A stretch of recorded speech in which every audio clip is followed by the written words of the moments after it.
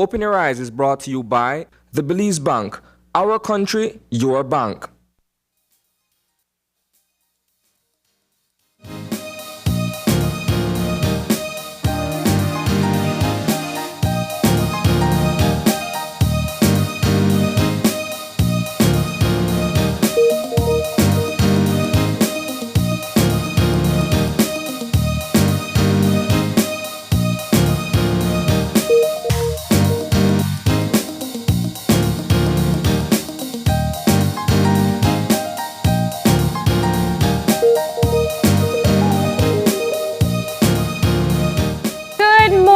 And welcome to Open Your Eyes. Start your morning right. I'm Marlene Cuellar. And I'm Gavin Courtney. And thank you for joining us this morning. It's a beautiful Tuesday morning, and sunrise was really great. If you saw it, like me. So, but I feel like it's going to be another warm day. Probably. Yeah. Warm and windy is fine. Yeah, that's true. Yeah, warm and still is when it's unbearable. Right. Yep. But of course, we are going to be giving you our weather update in a few minutes. But before that, we do have a lot to talk about. Yeah. One of the most recent topics which has been generating a lot of buzz is, well, it's the question of when the curfew will end and when some of the restrictions that are going to end,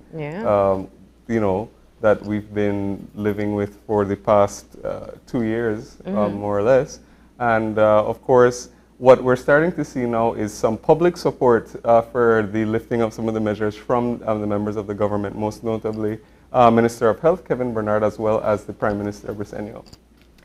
Yeah, I feel like that's just a fairly good indicator that perhaps will be a decision that comes out by the end of the week, perhaps even by the end of today, because there is cabinet meeting.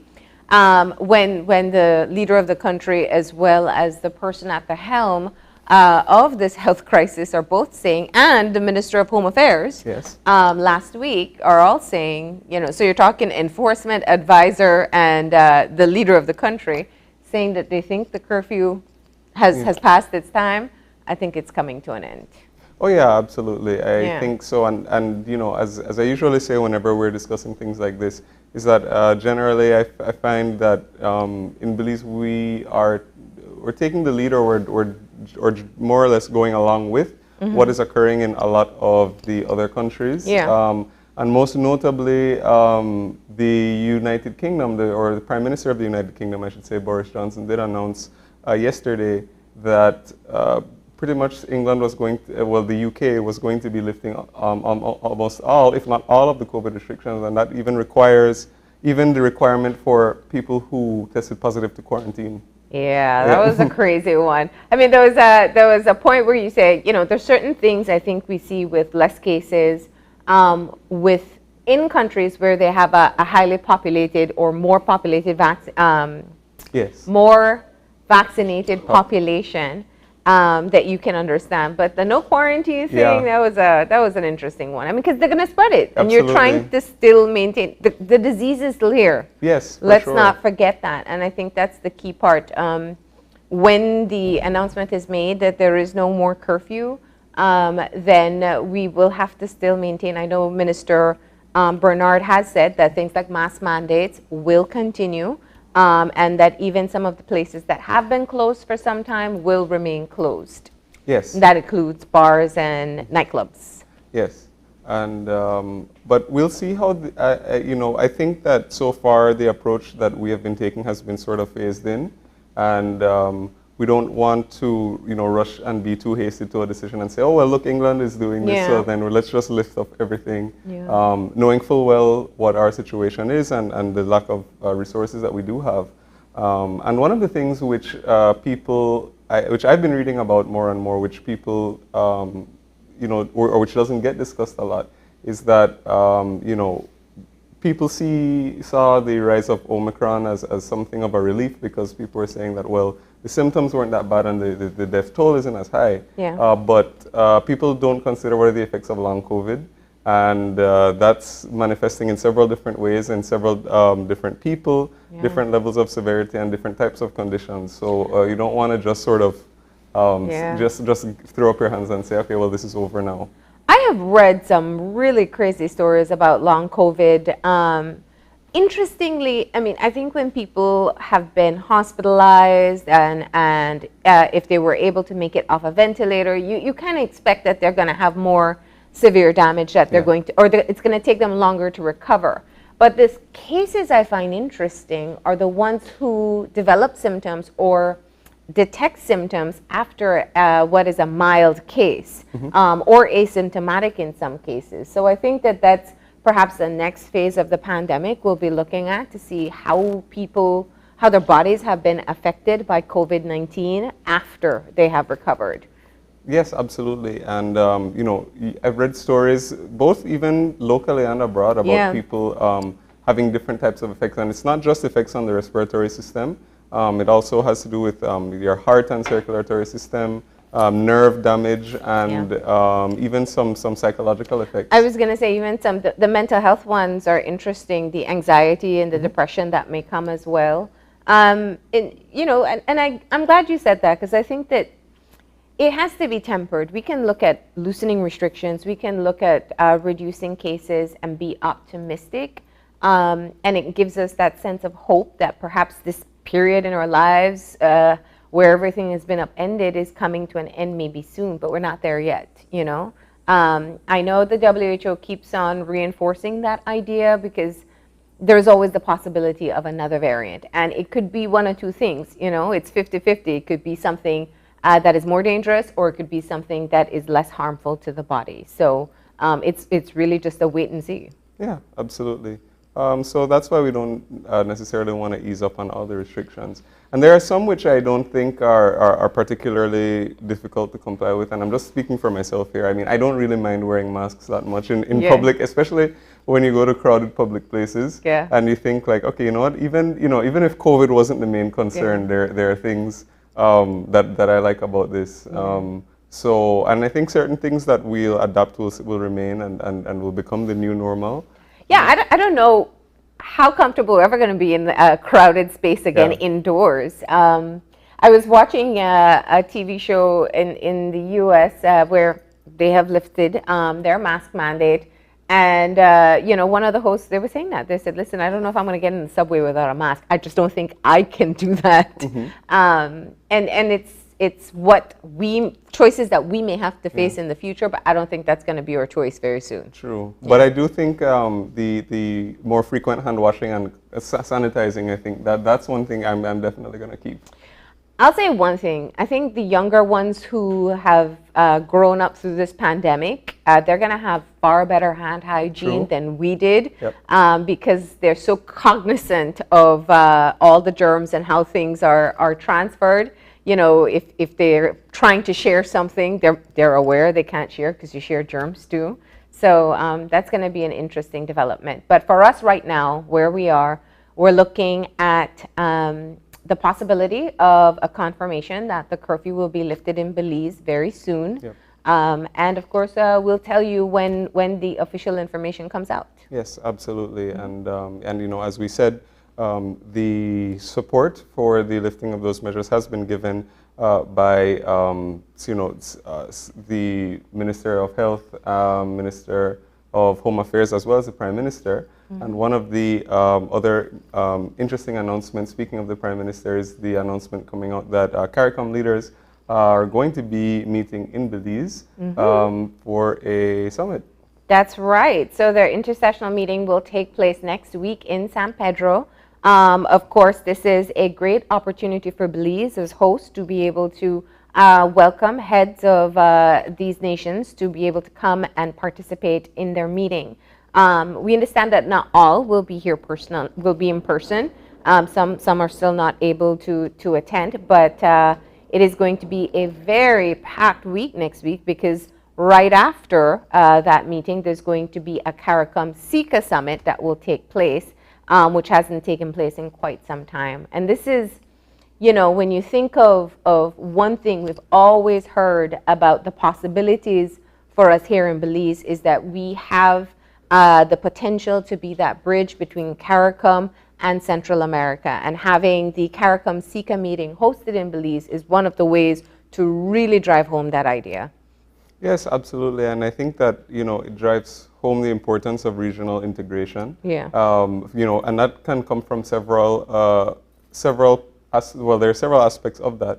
The one that people most often tend to think about is the trade aspect, Yeah. which is very important, to build economic ties, but also we have definitely a shared history. Belize is in a somewhat unique position in that in its position in Central America and the Caribbean. Yeah. The CICA and CARICOM summit is something definitely I'm looking forward to, and hopefully one that will yield a lot of good results for Belize. Yeah, and I mean, when you look at Belize, just the fact that we have shared cultures and shared traditions that link us back to the Caribbean and link us to our Latin American roots as well. It's just we're that melting pot, and I think it's going to be a great opportunity come next week. So we'll see what happens. They'll be signing a declaration at the end of that meeting as well, and I know it's going to be a very busy time. Yes. Yeah. Logistics-wise, I think it'll be fun, and you can expect maybe some traffic delays, especially if you're out on the island. I think. Yeah. Yeah. And of course, as we noted yesterday in the Eye on the News, the new Minister of Sports, Minister Rodwell Ferguson, attended a football game for the women's national football team. Unfortunately, they suffered a devastating loss, and it seems to have been an impetus for the Minister of Sports, or perhaps just a glaring reminder as to the challenges that the sporting sector faces in Belize. I'm sure a lot of athletes perhaps saw his interview yesterday and felt that they were finally being heard in the challenges that they have faced for so long. Yes, absolutely, and a big aspect, or if not the biggest aspect of that, is the issue that most, if not, the national athletes of any given team really are not really paid or compensated for their time that they spent training, and often, even when teams want to participate in international competitions, a lot of the onus falls upon themselves to fundraise for a lot of the things, training equipment, sometimes uniforms, sometimes travel fare. And the minister, went on record to say that he does believe that athletes should be paid, and that more financial sponsorship should be given, in order to ensure that our athletes are a bit more successful, and also that they're, compensated fairly for their time that they spend. Well, I mean, a lot of our athletes over the years have been juggling full-time work in addition to playing on the national team. And many are lucky enough that they're able to get adequate time off to travel, to attend games and play games. But we know the situation is different in other countries. Yep. If you're an athlete, that's your job. You train as an athlete all the time. And we can't expect to go against persons who are full-time athletes and expect the same results or part-time athletes. Very dedicated, put in a lot of work, and definitely driven by the passion that they have. But it's always an unequal playing ground. Absolutely, and that goes to not only being paid for their practice and time, but also to the equipment that they're able to use and their training gear, and even the level of facilities that they're able to use. Often, when athletes train here, they go abroad, and whether it's football, whether it's cycling, whether it's another sport, you find that the playing field indeed really isn't level, because either the turf that they're training on is completely different. Yeah. The other conditions are different. And then of course the other athletes will have had the benefit of training full time for months and years, whereas people tend to have to make the sacrifice. Either they train early mornings or late evenings around their work schedule. Yeah. Or they may only get like 1 or 2 intensive days on the weekend or something. Or the team only comes together suddenly, like a week, maybe a few weeks. They're lucky a month before a tournament. And one of the things with teams that we know is that you have to build that chemistry. There's a trust in playing, especially team sports, that has to be established. And when you're just being thrown together working on building that camaraderie. But we have known that this disadvantage exists. I think for me, after hearing the interview yesterday, I just hope that he can rally that same level of support when he goes in for his budget allocation, because it's gonna boil down to resources. And that's where, and you're talking multiple levels with sports. You're talking infrastructure, which is extremely costly. You're talking paying athletes, but then you're also talking about the foundational programs to help the little ones who have that natural talent train to become athletes as well. Yeah, absolutely. And I think that what hopefully this is going to be, well, if Minister Ferguson is able to accomplish or secure some sort of funding for the payment of athletes, or just increase support than what they already do get, it's going to be a stepping stone, or a way on the path, so that sports can get developed more in Belize. Because I think we often underestimate sports, and I think the same goes for the arts too.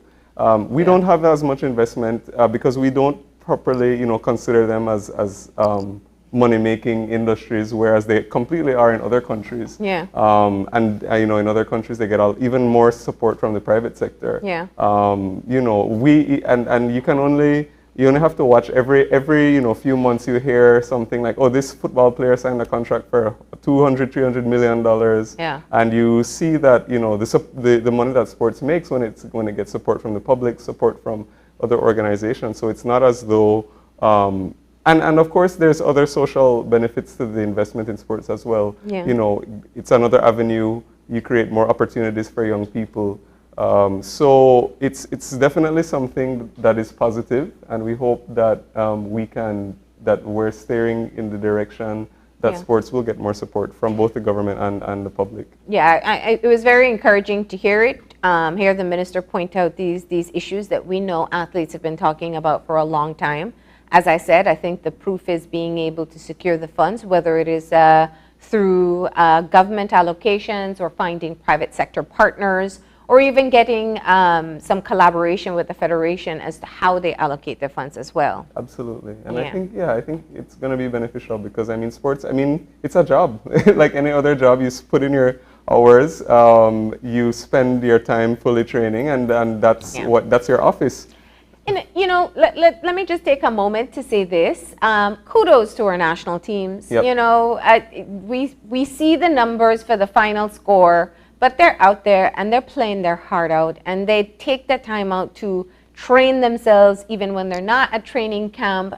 They keep themselves in the best shape that they can, and they fund their own nutritional meals. So they're going above and beyond just to be able to put on that jersey representing Belize. And so we have to show them some appreciation as well for what they've put in so far, and hopefully the support will come.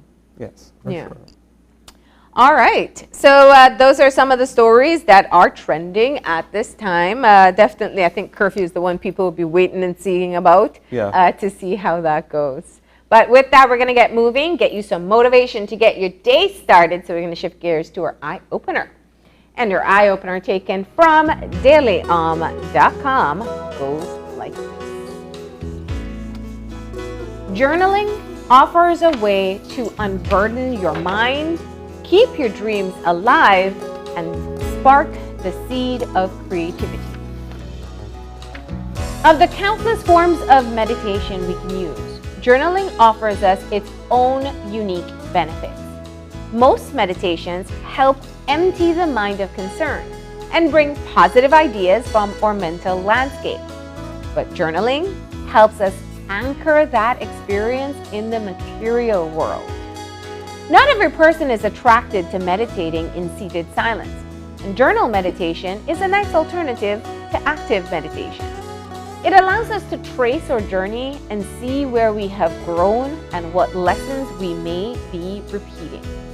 While working toward goals, keeping track of progress, as well as guidance from readings or divination tools can be encouraging, though it can be difficult to keep all our guidance in the front of our minds. If we write it down, it can serve as a reminder whenever we need it. We can also use our journals to converse with our higher selves or even the universe. Journaling offers us yet another way to unburden mind and spirit while also creating a record of the present and preserving our hopes and dreams for the future. No, I really like that eye-opener because I never really thought of journaling as a form of meditation, but I think when you think about it, you really do, because you are sitting down maybe in a quiet space. Some people are different, and you're really sort of centering and organizing your thoughts in a constructive way, which is really, you know, at the heart of what meditation is. I don't journal myself, but I do know people who do. And I have at times, like when I was younger. And it's funny because it does, you know, capture the mindset, and it does, you know, it is a record of what happened back then. So it's good for memories and to see where you were at that stage in your life. So from that aspect, it has its practical benefits, but I do think it also has its spiritual ones as the eye opener referred to as well. Yeah. I just laugh because I'm thinking, you know, how much did we make fun of the whole Dear Diary era when we were growing up? And now we've come to learn that the practice of sitting and writing your thoughts is actually a really healthy one. I love that it uses it as, or encourages people to use it as an alternative to meditation, because not everyone can get hooked on meditation very early. It is a practice, which means you have to do it until you feel more comfortable. But the interesting thing about journaling, I think, even as an adult, is when you consider the amount of things, it's like how you do your to-do lists. You know, you have a lot of different things to get done, and you have to sit with pen to paper and organize it, prioritize it, and then you're able to tackle it. It's the same thing. You have all these thoughts flowing around in your mind. You have so many different responsibilities to yourself, to your family, to your wider community, to your colleagues. And it helps to just kind of be able to focus on one thought at a time as you put it out on paper. And it doesn't mean that it's going to be any grand epiphany, but it just helps to streamline everything that you're thinking. For sure. And it's also, you know, an outlet for some emotions, and it can also be a creative outlet as well, depending on how you like to journal, because it's you can find a style that suits yourself. Some people even, you know, I know who sort of write, you know, little points. I know people who write on full on, you know, like in a more, like, let's say even like a narrative style. So it can be an outlet for your emotions, and it's because you're trying to focus, you can think clearly through a lot of issues and problems that you are having. Whereas if you sort of just you know, thought about them at random points during the day, it's different than actually sitting down, focusing your energy and thoughts into one thing. And I think that during the process, I find that don't you find that if you try to, that it's different when you're writing things down than when you just think about problems, like when you actually try to think about a solution? Absolutely. And I have learned that time and time again. But we got to get to our weather update. We do hope that you consider journaling as your own form of meditation. It's your own self-care practice if you've never tried one, and one that's a lot easier to implement than others that we've discussed. Right? So now it's time for us to get moving into our weather update for today. Good morning. Good morning. How are you today? I'm good, and you? Not too bad. So tell us about our weather. What can we expect? Okay, we expect mainly fair weather to continue with warm temperatures. Okay. And our 24-hour forecast? Okay, we expect skies to be sunny with a few cloudy swells today and then partly cloudy tonight. Showers will be isolated with the chance of a few more occurring over northern areas today. That will be with daytime heating and the east to southeasterly airflow. And we also expect the chance of a few showers over southern areas tonight. Okay. And what about our winds? Winds from the east and southeast at 10 to 20 knots. All right. And our high temperatures for today, how warm is it going to be? Okay, high temperatures today will reach about 84 degrees Fahrenheit along the coast, 88 inland, and 76 in the hills. And for tonight? Tonight, the low temperatures will range from 76 degrees Fahrenheit along the coast, 70 inland, and 64 in the hills.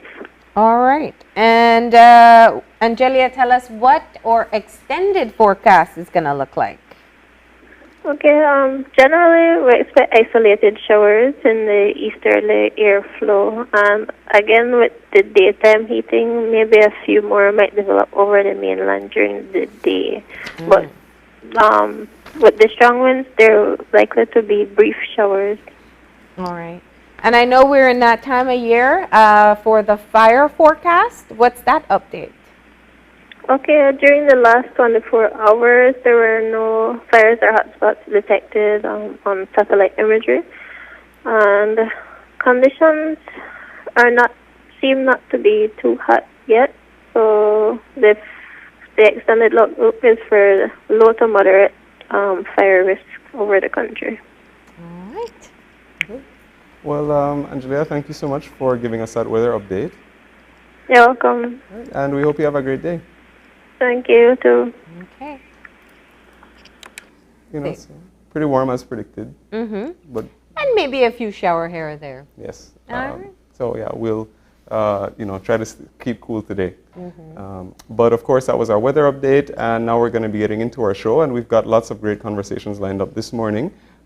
First conversation is going to be with representatives in the tourism sector, and they're going to be talking to us about how the tourism industry has been faring over the past few months, as well as the response that has been felt since the introduction of the mandatory travel insurance for tourists. So that's going to be our first conversation this morning.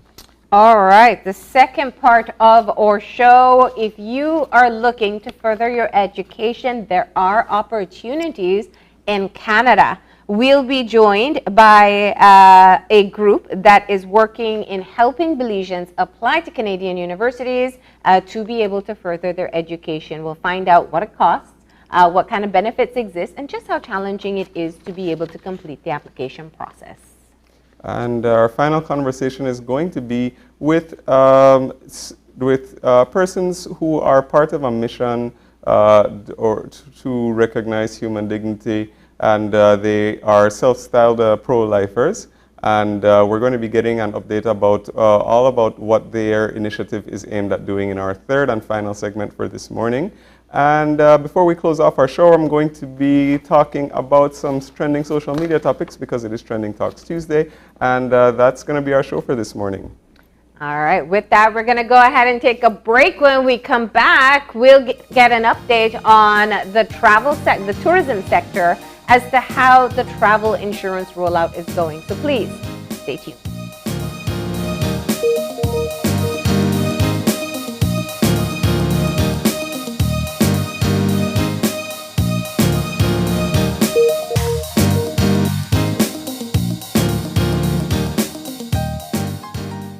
In these trying times, Smart is here to lessen the burden. Smart's reduced roaming rates save you while traveling. Calls back home are a low 35 cents per minute when visiting Canada, the US, and Mexico, or pay as low as 50 cents for calls when visiting countries in the Caribbean, Central, and South America. For the month of February and March, enjoy an unbelievable low rate of 30 cents per megabyte when roaming with mobile data in Canada, the US, Mexico, Central America, and the Caribbean. Whether you are a business traveler, studying abroad, visiting loved ones, or just traveling for pleasure, Smart's new roaming rates have got you covered. Roaming in China, Europe, Central America, South America, and the Caribbean is as low as the cost of making a local call. It's that low. Smart's roaming coverage continues to grow, so you can also enjoy affordable roaming rates in several destinations across the globe. For more information on rates to other countries, visit our website or call 1090 for more details before you travel. Smart, bringing people together. The official migration from Belize Bank Corporation Limited to Belize Bank Limited will take place over the weekend of February 25th to 28th, 2022. This means that as of 3 p.m. on Friday, February 25th through to Monday, February 28th, Belize Bank Corporation Limited customers will not be able to access any online banking, debit card, and in-branch services. The BBCL ATM network services will also be unavailable starting the morning of February 25th, 2022. We apologize for this inconvenience and encourage customers to prepare in advance by topping up their eCash wallet or ensuring they have the cash they will need. As of March 1st, your new Belize Bank Limited account number becomes effective and you will be able to access all the great services of Belize Bank. You will be able to use your new contactless debit card at merchants countrywide, have access to a wider network of ATMs, and be able to log in and access all the great online features. Your old account number will no longer work, so you will need to provide your new Belize Bank Limited account number to all the persons and firms you do business with, including your employer. Please note that the new account numbers have already been provided for all Government of Belize employees. We welcome you to our Belize Bank family, where you will enjoy lower fees and excellent customer service. Hi everyone, my name is Gabriella and my name is Kieran. Today we're going to be learning how to put on makeup. Connecting people, creating memories, sharing a smile. Next Gen, the ultimate digital experience. If you're looking for low-cost television advertising, have we got a deal for you? Advertise on Channel 5's Daily Classifieds. Channel 5's Daily Classifieds is one of the most effective methods for introducing yourself and your business to the community. Use our Daily Classifieds to recruit employees, promote specials, promote your products or services, promote a business opportunity, increase traffic to your website, and advertise items you have for sale. Let us help you save valuable time and money. Call us today at 223-0146 or visit us at our offices on Pony Drive to discuss how we can help your business grow affordably. Channel 5's Daily Classifieds. Advertise today. Today's COVID update is brought to you by Fulltech Systems, your technology center, where you'll come for the price but stay for the service.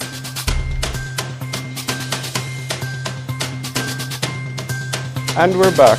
And if you're joining us right now, we are just getting our first conversation for this morning started. And as we mentioned before the break, we are going to be getting a perspective from the stakeholders in the tourism industry, getting an update from what's been going on in the industry, as well as how the rollout of the mandatory travel insurance program has been going and has been received so far. Joining us for this morning's conversation via Zoom, we have with us Ivan Tillett, who is the director of the Belize Tourism Board, and we're also joined by Stuart Crone, who is the president of the Belize Tourism Industry Association. Good morning, gentlemen. Good morning. Good morning, Gavin. Good morning, Marlene, tourism stakeholders. Good morning, Belize. And thanks for joining us. We definitely appreciate you coming in and giving us this update. Now, I suppose we can, before we start talking about the insurance, I guess where I want to start is just sort of taking stock of perhaps where we are and how the industry has been doing over the past few months. We are still in high season. So how have the numbers been looking, and what has the industry, or what's been going on in the industry? Perhaps, Evan, you can start with that. Sure. In terms of the tourism industry, I think we're definitely in a period of recovery. Our key source market, which have been keeping us afloat, is the U.S. market. Canada and the European market, for the most part, have been a bit closed off to us. And hopefully, going into after March, we see that those markets that has that pent-up demand and that revenge travel will add to what the U.S. source market has done for us. We have recovered, I think, somewhere around 70-75% of where we were 2019. And when you compare that being our total market and the numbers that we're seeing is basically the U.S. market, then I think we're in a good position to recover and to take the tourism industry to another level. And in terms of, let's say, numbers like when we're speaking about like hotel occupancy, of course, those are that has been one of the biggest sources of revenue and development in the industry. How has how have those numbers been looking from the industry's perspective? Perhaps Stuart, you can chime in. Yeah, I mean, I only have my own perspective to look at and the conversations I've had with colleagues, but I think I would kind of echo Evan in that occupancy rates are starting to approach 2018, 2019 levels. We had a very big summer and slow season. I think for many hotels, the numbers have already for last summer exceeded the traditional low season numbers. Belize is a highly seasonal market. I think as we are now really at the heart of our high season right now. Actually, March is traditionally the month with the greatest number of arrivals and the best business month for the industry. I think we're approaching those levels. I think where we're a little bit behind is while the occupancy rates are coming back up because of discounting during COVID, I think the revenue numbers are probably slightly less rosy than the actual occupancy numbers. But I think, hopefully as COVID recedes, the average daily rates for our hotels should pick up. And certainly in the tour operator sectors, I think the people who do come are going on a lot more tours than they used to. So from what I can see, it's a very strong comeback. That's interesting. And looking forward, when we see the bookings that are coming in for the next few months, are you optimistic that you will also have a very good summer? For me, that's really the main question. Watching the U.S. market, and again, the whole thing is the pent-up demand for travel. That's what propelled us last summer, because people were just dying to get out, and they traveled in unbelievable numbers. My gut feeling is that we're going to see the same phenomenon this summer. I think it will probably be focused on family travel, because remember the thing with families, kids in school, it's been a little tough for those families. So I think there's going to be a very large demand for family travel. And so I'm, again, cautiously optimistic. I'm not sure that this summer and September, October will be quite as buoyant as last, but I think they will be at least as good as kind of our traditional slow season. Yeah. Now, of course, being able to provide the services that you do during the pandemic comes with its challenges. And Stuart, I know the last time we had you on, it was just before the implementation of the mandatory travel insurance. And you had spoken about the challenges you were having in you and the rest of the sector were having in being able to figure out what to do when people test positive. Let me just get what the stakeholders' perspective is on the rollout of the mandatory insurance, and then we'll move on to BTB's perspective. Marlene, I would be a liar if I said that the private sector in the tourism industry greeted this development with universal acclaim. The industry was fairly divided. I don't think that the problems at the airport on the weekend help matters any, but I trust, and I want to hear what Evan has to say about that. That certainly did not help matters, but in terms of what the insurance rollout has meant for the private sector, I view it as a very positive thing.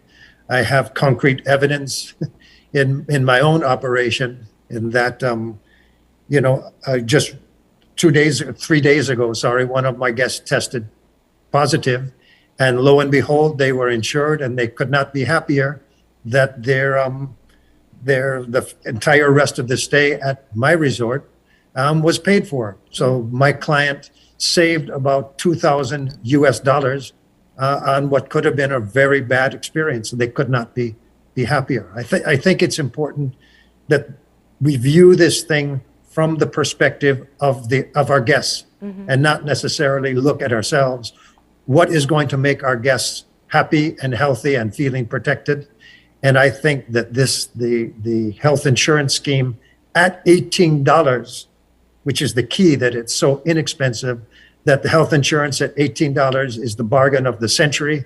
And I think our guests really appreciate that has been instituted. Yeah. And just before we move forward, what's the primary concern that you hear from other stakeholders about mandatory insurance? Well, I'm sorry, Marlene, that a stakeholder who's not happy with the health insurance could have joined us. But from what I gather, the primary objection is that the expense, that it's one more expense added on to what is generally conceived to be a higher price destination. I don't think that's true, by the way. The other is the added hassle of having to buy the insurance online. And if you didn't get that memo, the added hassle of having to buy it when you reach the airport. Yeah. Tourists, visitors don't like to be surprised. And I think that's part of the reason. So I think our real task is to let all our visitors know before they arrive, hey, this is a requirement. Here's how easy it is to sign up and get your insurance. Yeah. So Evan, tell us what BTB has gathered so far. I know the images are out there of long lines at the airport, and there are some concerns about delays in processing. So let's find out how you are working to improve the situation. Well, I think, first of all, when we launched the insurance, this has been a conversation and dialogue with the industry for months prior to its implementation on the 15th of February. I will say that when you roll out any new program, there will always be hurdles or little bumps in the road, and how you fix those things will determine how you move forward. The first day, which was the 15th, we did have some challenges. One of the major challenges was that 50% of the people on the flights that came in did not have the insurance. So of course it created some bottlenecks. What had happened thereafter is the insurance provider put in additional resources. There's actually a kiosk. They opened the Wi-Fi so people can use their personal device to purchase the insurance. But I must say that it has gotten smoother. And the fact that there are lines at the airport, I don't really think that it has anything to do with the insurance. Those lines were there prior to the implementation of the insurance. If you look all the way back to 2019 and you took any pictures from back then, you will see that on a Saturday when they had as much as 30 flights on the ground, that those lines existed. Of course, there's a little more processing time, but the lines were there prior to the implementation of the insurance. In fact, I traveled back home on Sunday, and we did not have those types of lines that at the insurance. There were lines, but the lines were getting processed through the health line and through the immigration line. Now, the concern why you have all those lines, I think it's an issue of capacity in terms of the airport needs to add more space because we continue to bring more flights into the country. And so this problem will only get more, the problem will just become greater when we add more people into the mix. And for us and for the industry, it's all about guests, the guest experience and the guest satisfaction. One of the things that we can do is to ensure that the public and the private sector work together, the industry stakeholders, the BTB, all the customs, immigration, everybody work together to ensure that, the process is as seamless as possible. We continue to work to put signs, to fine tune the process to make it as simple as possible and easy as possible. The key thing is that the BTB, when we were going to launch this program, we communicated with international and local stakeholders. In fact, our reach actually reached about 500 million people, indicating that this insurance will be rolled out on the 15th. And so we continue to put out information regarding the insurance, because at the end of the day, if you purchase it before, it is a seamless process. I'm glad you brought that up. That was actually one of the questions I had in terms of how this was communicated to potential visitors. You know, people don't necessarily book a few weeks before. They could have booked from last year and had no idea that the insurance would be mandatory by the time the travel dates arrived.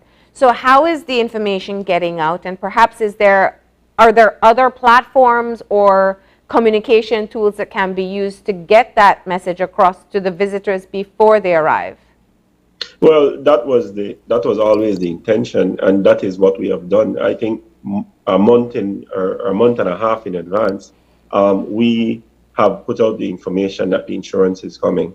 That was done through our international partners, our agencies in the US, in Canada, in South America, in Mexico.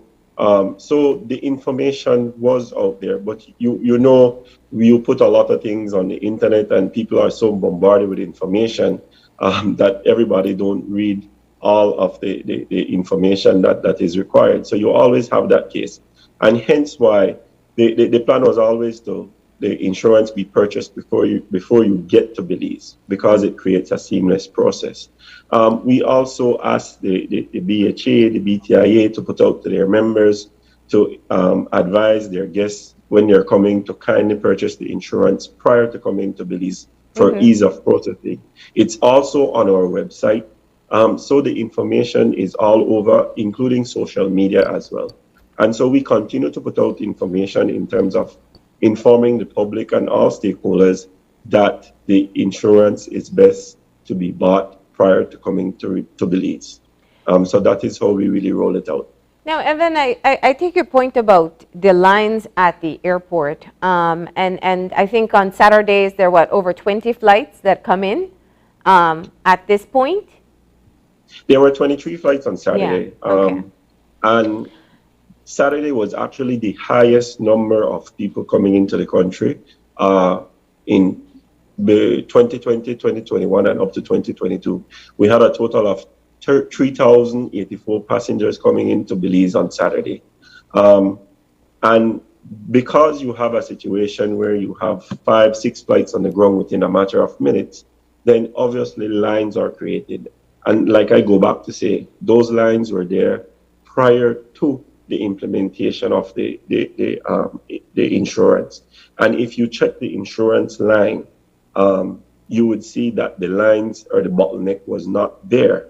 This is something that we have to work on as an industry in order to ensure that the experience through the airport is a great experience and a seamless experience. I'm glad you said that, because that really was going to be my question. I think we can be happy to hear that 23 flights came in, and we can see those lines and say, well, it was health screening. No, it wasn't travel insurance, or maybe it was immigration. Who knows? But this is such a sensitive industry. Customer satisfaction and experience is top on the list as to what you want to try to ensure. If there is a photo, a video, experience that is shared saying, this is what I experienced in Belize, it can go viral and potentially damage the interests of future travelers. So how do you now work to prevent these long lines from accumulating and ensure that the visitors who do come in have a great experience? Well, I think we have to work with every stakeholder at the international airport and within the tourism industry. Remember, at the airport, you have customs, you have immigration, you have BAHA, you have health screening because of COVID, and now you have the health insurance. So it's a matter of, and you have the Belize Airport Concession Company, who is in charge of managing the airport and doing developments for the airport. So I think as a team, we have to work together to ensure that there's the resources and the human resources available at every time to ensure that there's a seamless process. I know that there's an issue in terms of capacity, because when you have 6 flights on the ground, there's just not the space and people end up on the tarmac. And so, that is something that we really need to look at as an industry and find a solution to ensure that the guest has a really good experience and things like that don't go viral. But so that's what we really need to do as an industry. Yeah, Marlene, I'd like to interject here because I will not be as diplomatic as Evan, who is, after all, a government employee. The airport is a disaster. It has been a disaster, as Evan said, long before insurance and long before COVID. It is just not adequate in the year 2022. I believe it's Tuesday, Cabinet meets today. Please, the private sector has been bemoaning this situation for years and years and years, even from just after the PGIA was open. It's really time for some action. Nobody is in charge at the airport. As Evan said, you've got 4 or 5 or 6 different choke points, each controlled by a different government department, or in the case of the company that owns or leases the airport. Someone has got to step up to the plate. I don't know if we need to appoint a government-approved airport czar, when things start to get in trouble, that person can step in and make decisions. So decisions, for example, if immigration is short of officers and that's creating a huge bottleneck, someone has the power to get more officers out there.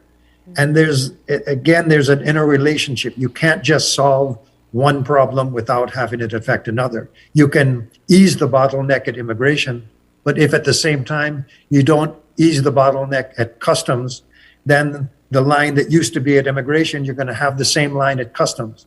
It doesn't take a look at the overall aspect. Whether a person stands in line to buy insurance or stands in line at customs, it really doesn't matter, because in the end, they're going to have a 2 or 3 hour wait from they get off the plane till they get out of the building. So we have to look at this problem in its entirety. And I really can't say enough how some blue ribbon panel, somebody somewhere has to take a look at the whole airport situation and find a solution. It's a matter of urgency at this point. Yeah, I mean, I think we all have the experience of airports we avoid because we don't like the experience. For us in Belize, if we want them to come here, they have to go through our international airport. The question, though, is, I wanted to ask you, Stuart, because some of the hotels are trying to innovate to kind of remedy the negative experience on arrival. Do you want to talk about that for a bit? Well, I think you've asked a good question there, Marlene, because invariably at the receiving end of that opening day is, if there's a bad experience at the airport, our guests arrive at our check-in counter. They've probably been delayed beyond what they've expected. They're tired anyway. You get up at 3 o'clock in the morning in many cases for these people to reach us. Okay, so they're already in a bad mood. We can see it, our front desk people see it. So it becomes our task to try and turn people who are in a terrible mood into happy customers. There's many ways. Different hotels do it differently. For example, you meet someone at the airport, your van has cold, fragrance towels to greet them, because a nice cold washcloth on your face with a nice fragrance certainly goes a long way.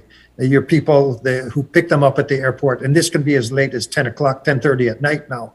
You talk about some angry passengers, some of whom have lost their luggage. You've got to do everything you can to soothe them.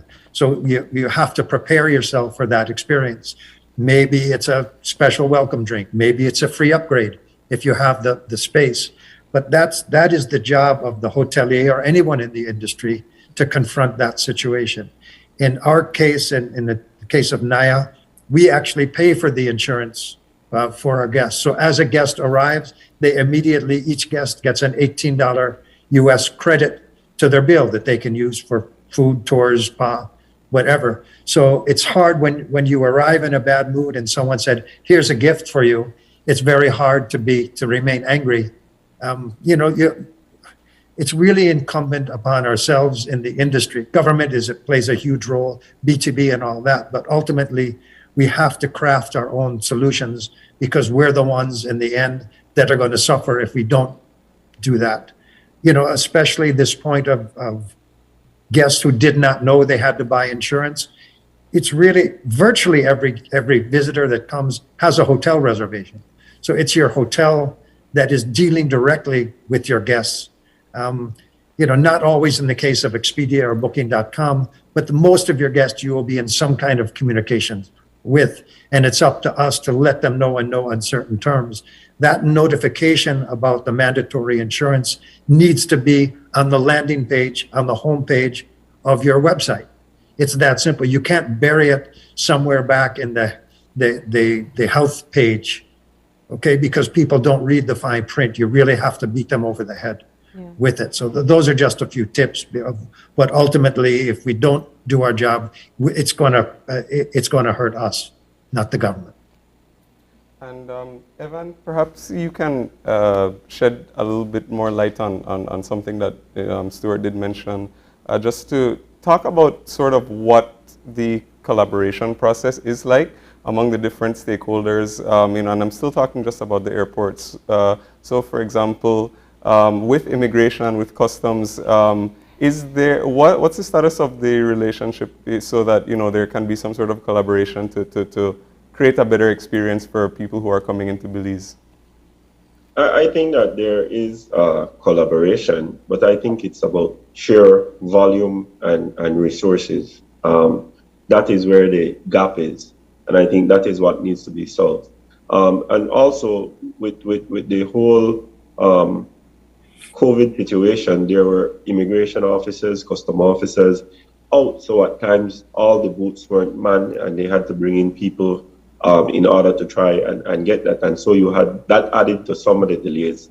But all in all, I think the issue is an issue of space and capacity in terms of the operation. And I think that really needs to be solved if we're going to get to a good experience for our visitor coming through in the international airport. In terms of the relationship, I think we have a good working relationship with both customs, immigration, and all other agencies that operates at the airport. And if there's an issue, we pick up the phone and we call and we communicate and we try to solve it. At times, it's not solved immediately, but there's always a working solution in order to get things done. So we continue to dialogue on a regular basis and we continue to work together to try and solve the situation. Yeah. Now let's just review one more time the travel insurance as to who needs to get it. The Belizeans who are returning home don't need to get travel insurance, obviously, but No, they don't. Belizean Americans who are traveling, if they're staying at a hotel, do they have to get insurance?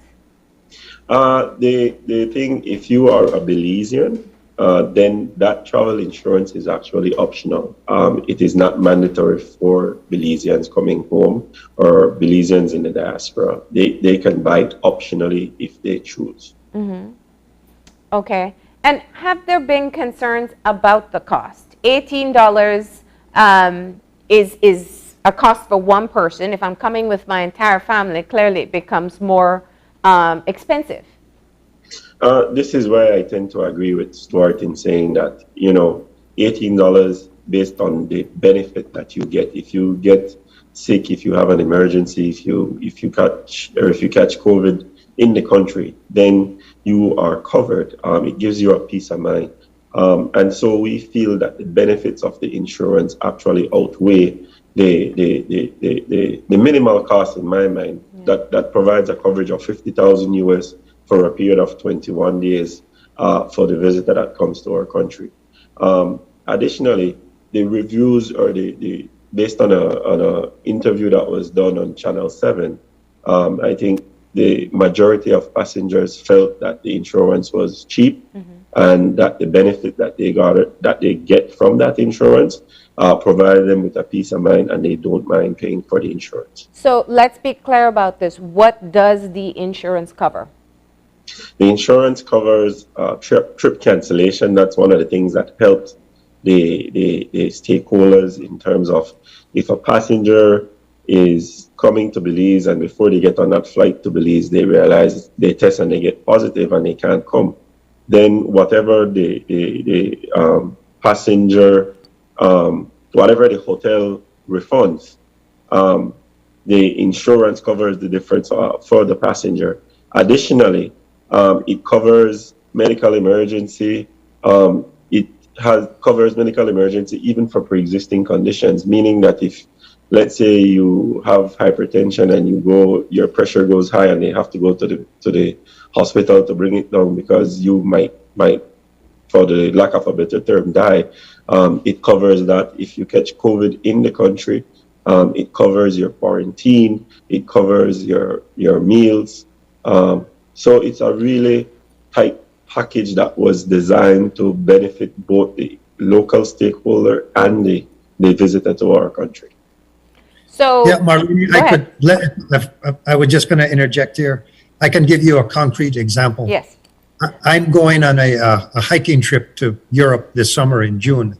And part of that is the health insurance is mandatory that I have to buy to go on that trip. I went online. There's a dozen different providers who can provide that insurance. The absolute cheapest price for my trip for just health insurance, this is not trip cancellation insurance, which is a huge part of the policy that you buy in Belize. The cheapest price I could find was 48 euros. That's about $60. And the coverage was not anywhere near what the coverage coming into Belize that you would get for $18. So again, I just think it's the bargain of the century when it comes to insurance. I wish I could buy that policy all year long living in Belize because it's a lot cheaper than my own health insurance. But I didn't realize it covered the trip cancellation. That should be an additional reason why travelers should purchase before they arrive in country. Exactly. Yeah. And it includes hospital stays. If someone does get severe COVID and requires hospitalization, we know how those costs can be astronomical. It does up to the limit of the policy, which is $50,000 US. Okay. Now, just put it into perspective for us, though. I understand the need for the insurance for the possibility that people may test positive before they're to return home, and to ensure that stakeholders aren't the ones who have to take on that expense or cancel trips where they have unfilled slots. How often are we finding tourists testing positive in country? I can tell you, based on since we rolled out the insurance, we have had a total of on the day we rolled out, there were, I believe, 3 tourists coming through the border points that tested positive, and their policy was activated. I have heard of other properties that have activated. I think Sport mentioned it earlier, the policy where they were covered. In terms of the detailed information, in terms of actual numbers, I don't have those at this time. But we know that since the rollout of the policy, that the policy has kicked in and has taken care of providing care and service for the people that tested positive for COVID. Mm-hmm. And the travel insurance is one aspect of the experience coming to Belize. But, earlier Evan had mentioned that, a lot of the current tourists who are coming to Belize are from the US and Canada and the traditional North American market. Now, in a lot of those countries, especially in the US, we're seeing a lot of the easing of COVID restrictions, if there are still any in certain parts of where these people do come from. Now, the Prime Minister and the Minister of Health have made separate announcements recently that they support the lifting of some of the existing measures. But I'm wondering what the tourists are saying, the ones who are here currently and who have been coming, about what has the feedback been in relation to some of the restrictions, such as the mask requirements and the curfew. What, if any, reactions have there been among the tourists? Perhaps, Stuart, you can tell us about that.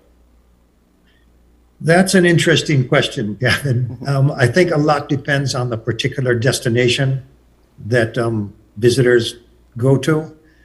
I can't give you that hard data on it, but I think generally in the industry, people kind of acknowledge that San Pedro, which is the #1 destination, is probably a little bit looser on some of the requirements. There's a little bit more of a party atmosphere there. You know, and you get an interesting mix of visitors, because you have to understand, unlike many Caribbean islands, Belize never made a demand of our visitors that they must be vaccinated. Okay, a lot of Caribbean countries place that requirement. You can't enter unless you're vaccinated. That meant that, let's say, I think it's close to a third, let's say, of the US market is unvaccinated. So that meant people who were unvaccinated could not go to a number of destinations. Here we took a different approach. We said, hey, you don't have to be vaccinated, but you just have to take a test, take a rapid test within 48 hours to enter the country. This meant that a lot of unvaccinated people entered Belize. And I think a lot of those unvaccinated people, you know, regardless of why they were unvaccinated, they felt a little bit more license to behave as if they were in a place where you don't have to observe the rules. It's like, well, I didn't have to be vaccinated to enter the country, so why do I have to wear a mask? That kind of thing. We all had our internally some difficulties with that. So you take the bitter with the sweet. So I think it helped us.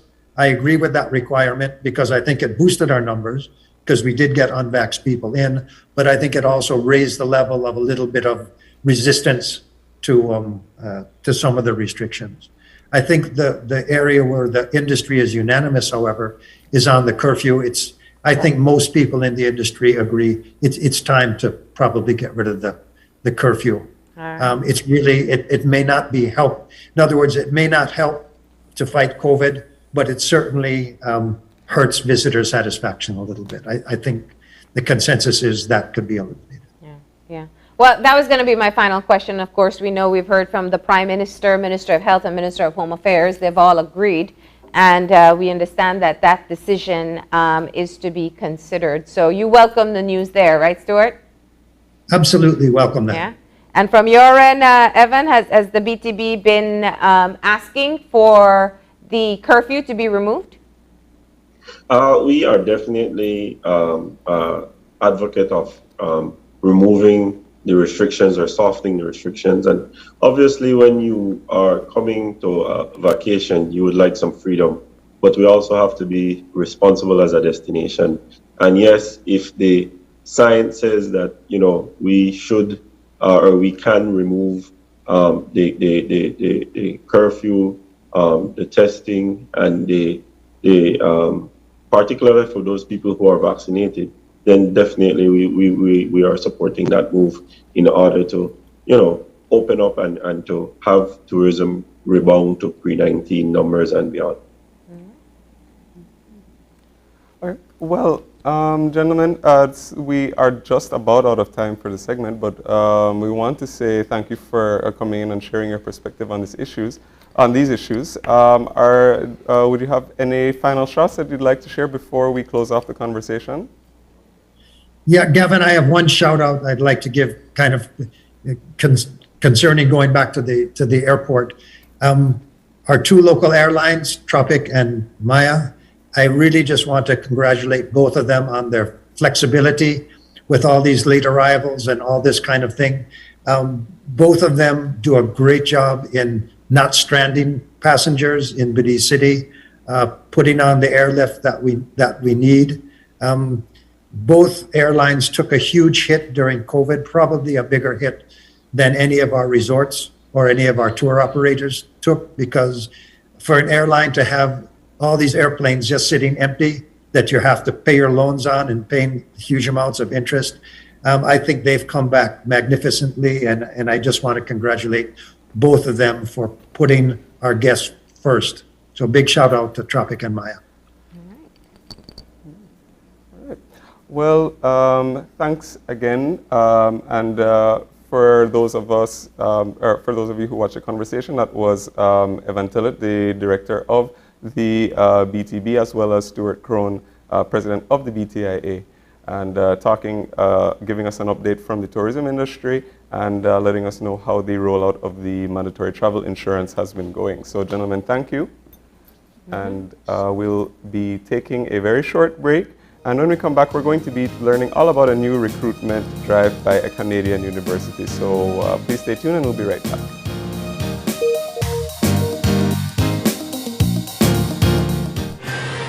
This COVID update was brought to you by Fulltech Systems, your technology center, where you'll come for the price, but stay for the service.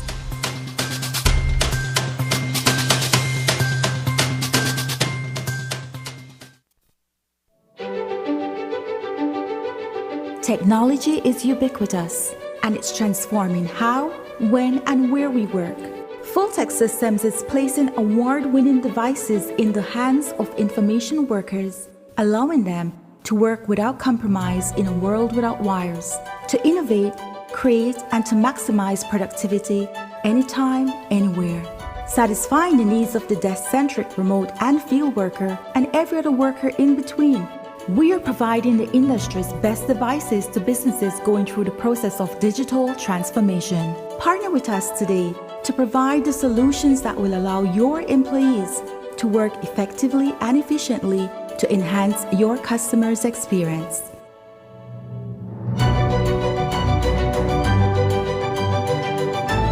Fulltech Systems, your technology center, where you'll come for the price, but stay for the service. Bundle the fastest, most reliable, unlimited broadband in Belize with your prepaid or postpaid mobile plan or Netflix. You can bundle your broadband with your prepaid and enjoy 50% off all national calls, plus get SMS and data. Paid plans? Then bundle with any speed and pay only $25 extra monthly to enjoy unlimited smart-to-smart calls, plus 500 minutes, plus 6,300 megabytes of data. Stream unlimited HD movies and TV shows with our broadband, plus the Netflix add-on for only $30 monthly, and enjoy streaming on your laptop, TV, phone, or tablet. Visit a smart showroom near you to sign up or upgrade to the bundle that's right for you. Smart, bringing people together.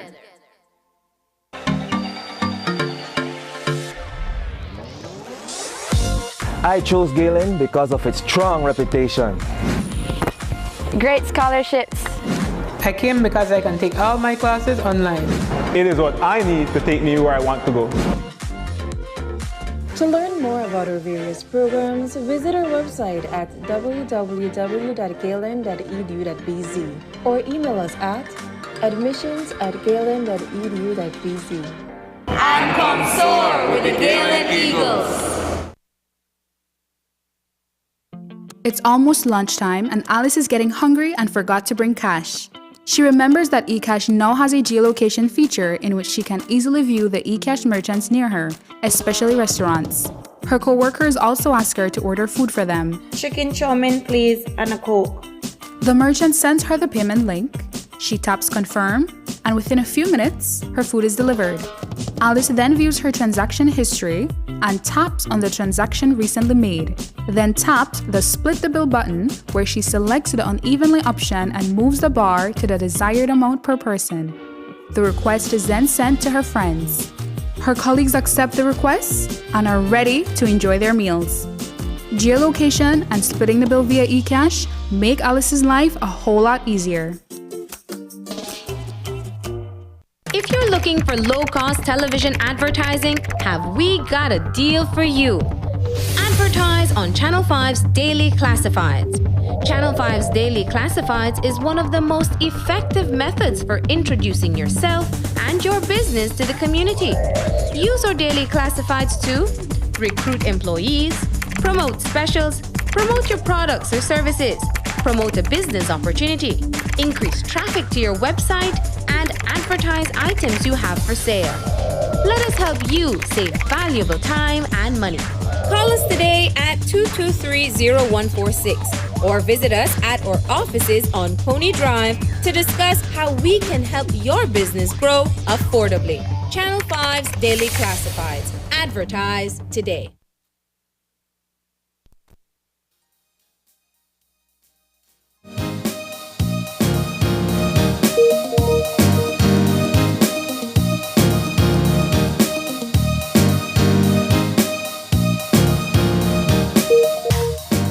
And we're back, and if you're joining us right now, we are just getting our second conversation started. And as we said before the break, we are talking about a recruitment drive by a Canadian university for Belizeans to join the institution.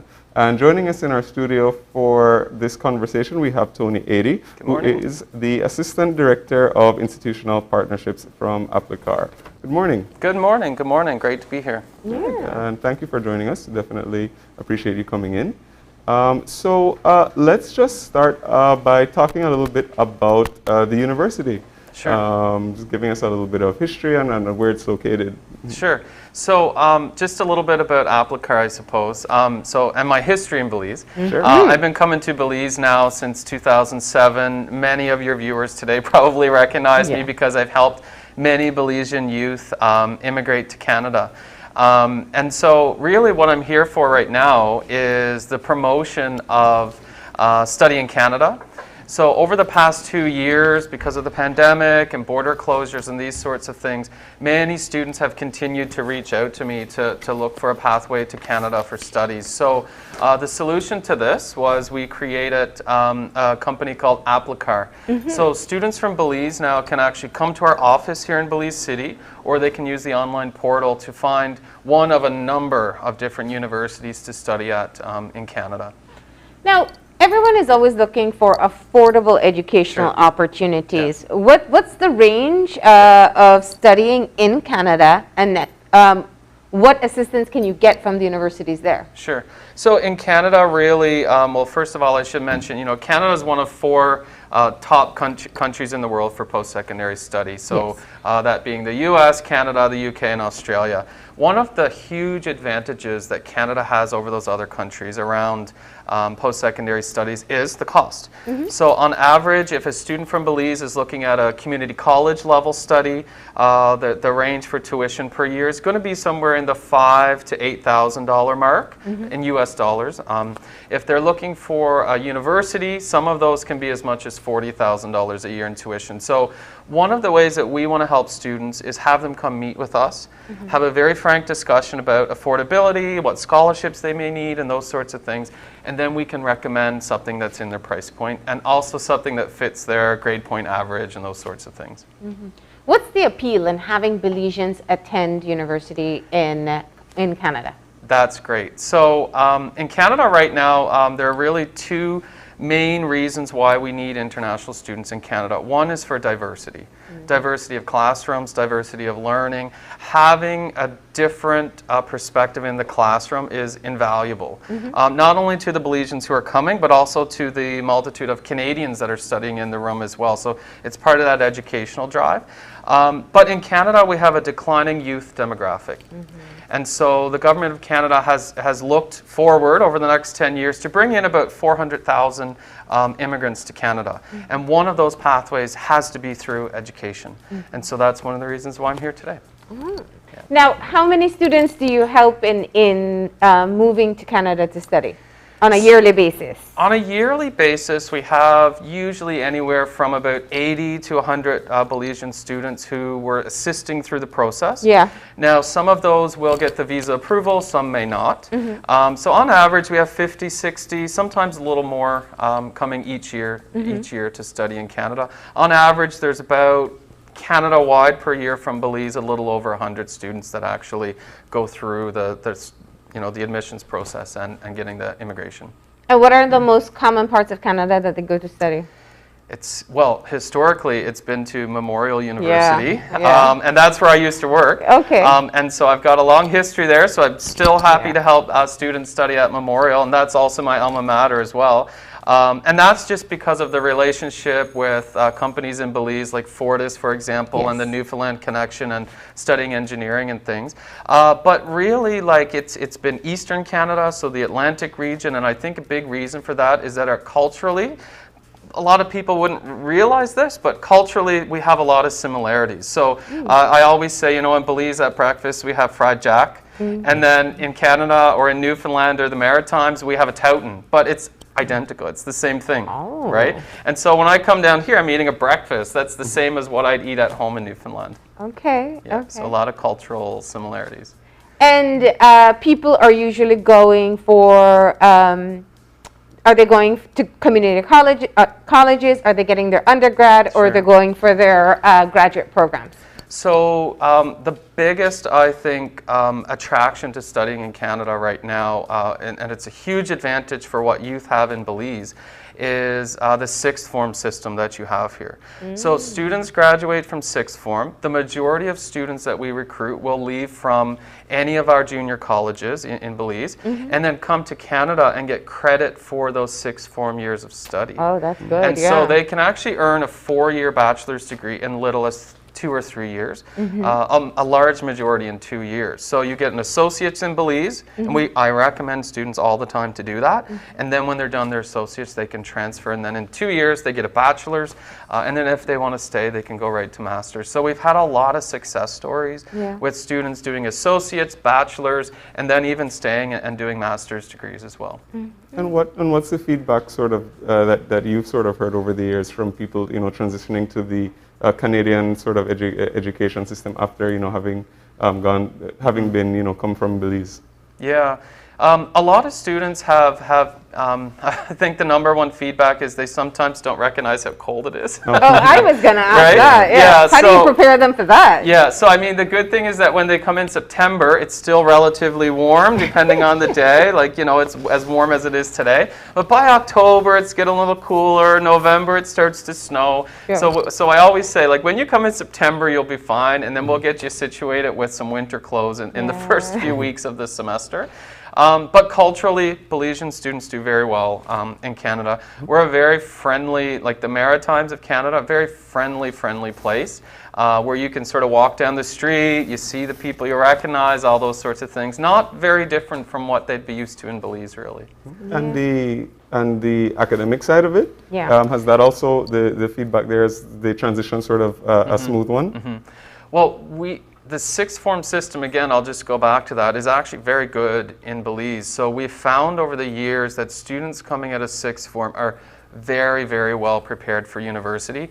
I teach business part-time at Memorial University, and I've often found that my transfer students who are joining my second and third year classes are on par or even further ahead in terms of their quality of writing and their math skills than some of our students that have graduated through the Canadian system. So they are very well prepared academically, particularly when they're transferring from sixth form. Yeah. What about cost of living? I mean, covering tuition is one thing, but how expensive is it? Sure. So on average, you can sort of, whatever your cost of tuition is, you can sometimes double. So if it's $10,000 for tuition, it's going to be on average about $10,000 for the cost of living. Many of the universities that we have as options for students also have residences. That really brings down the cost. The meal halls will bring down the cost as well. So you know that you have a set amount for the 8 months that you're studying per year on what the cost will be. We're known to be somewhere in the middle in terms of cost of living, but of course with inflation these days things are always increasing. But all in all, it's not too bad. Students that I have recruited from around the world have chosen to study in Canada because it's the lowest cost out of the four big countries where students go to study. And looking at the impact of the pandemic, a lot of schools went online. Are you back to face-to-face classes? Is the application period right now going to be started with online classes. What's happening there? So it really varies. In Canada, we have provincially mandated healthcare rules. So many provinces are starting to come out of the pandemic now and reopen. So I live in Nova Scotia right now. We just reopened our colleges and universities last Monday. And so we're back full, but of course we have masking, hand sanitizing, all those sorts of things. Yeah. There are some provinces that are a little bit behind us because the Omicron wave hasn't really subsided just yet. But all in all, across the country, we are planning for a complete return to the new normal. Yeah. And are you still seeing the same level of interest?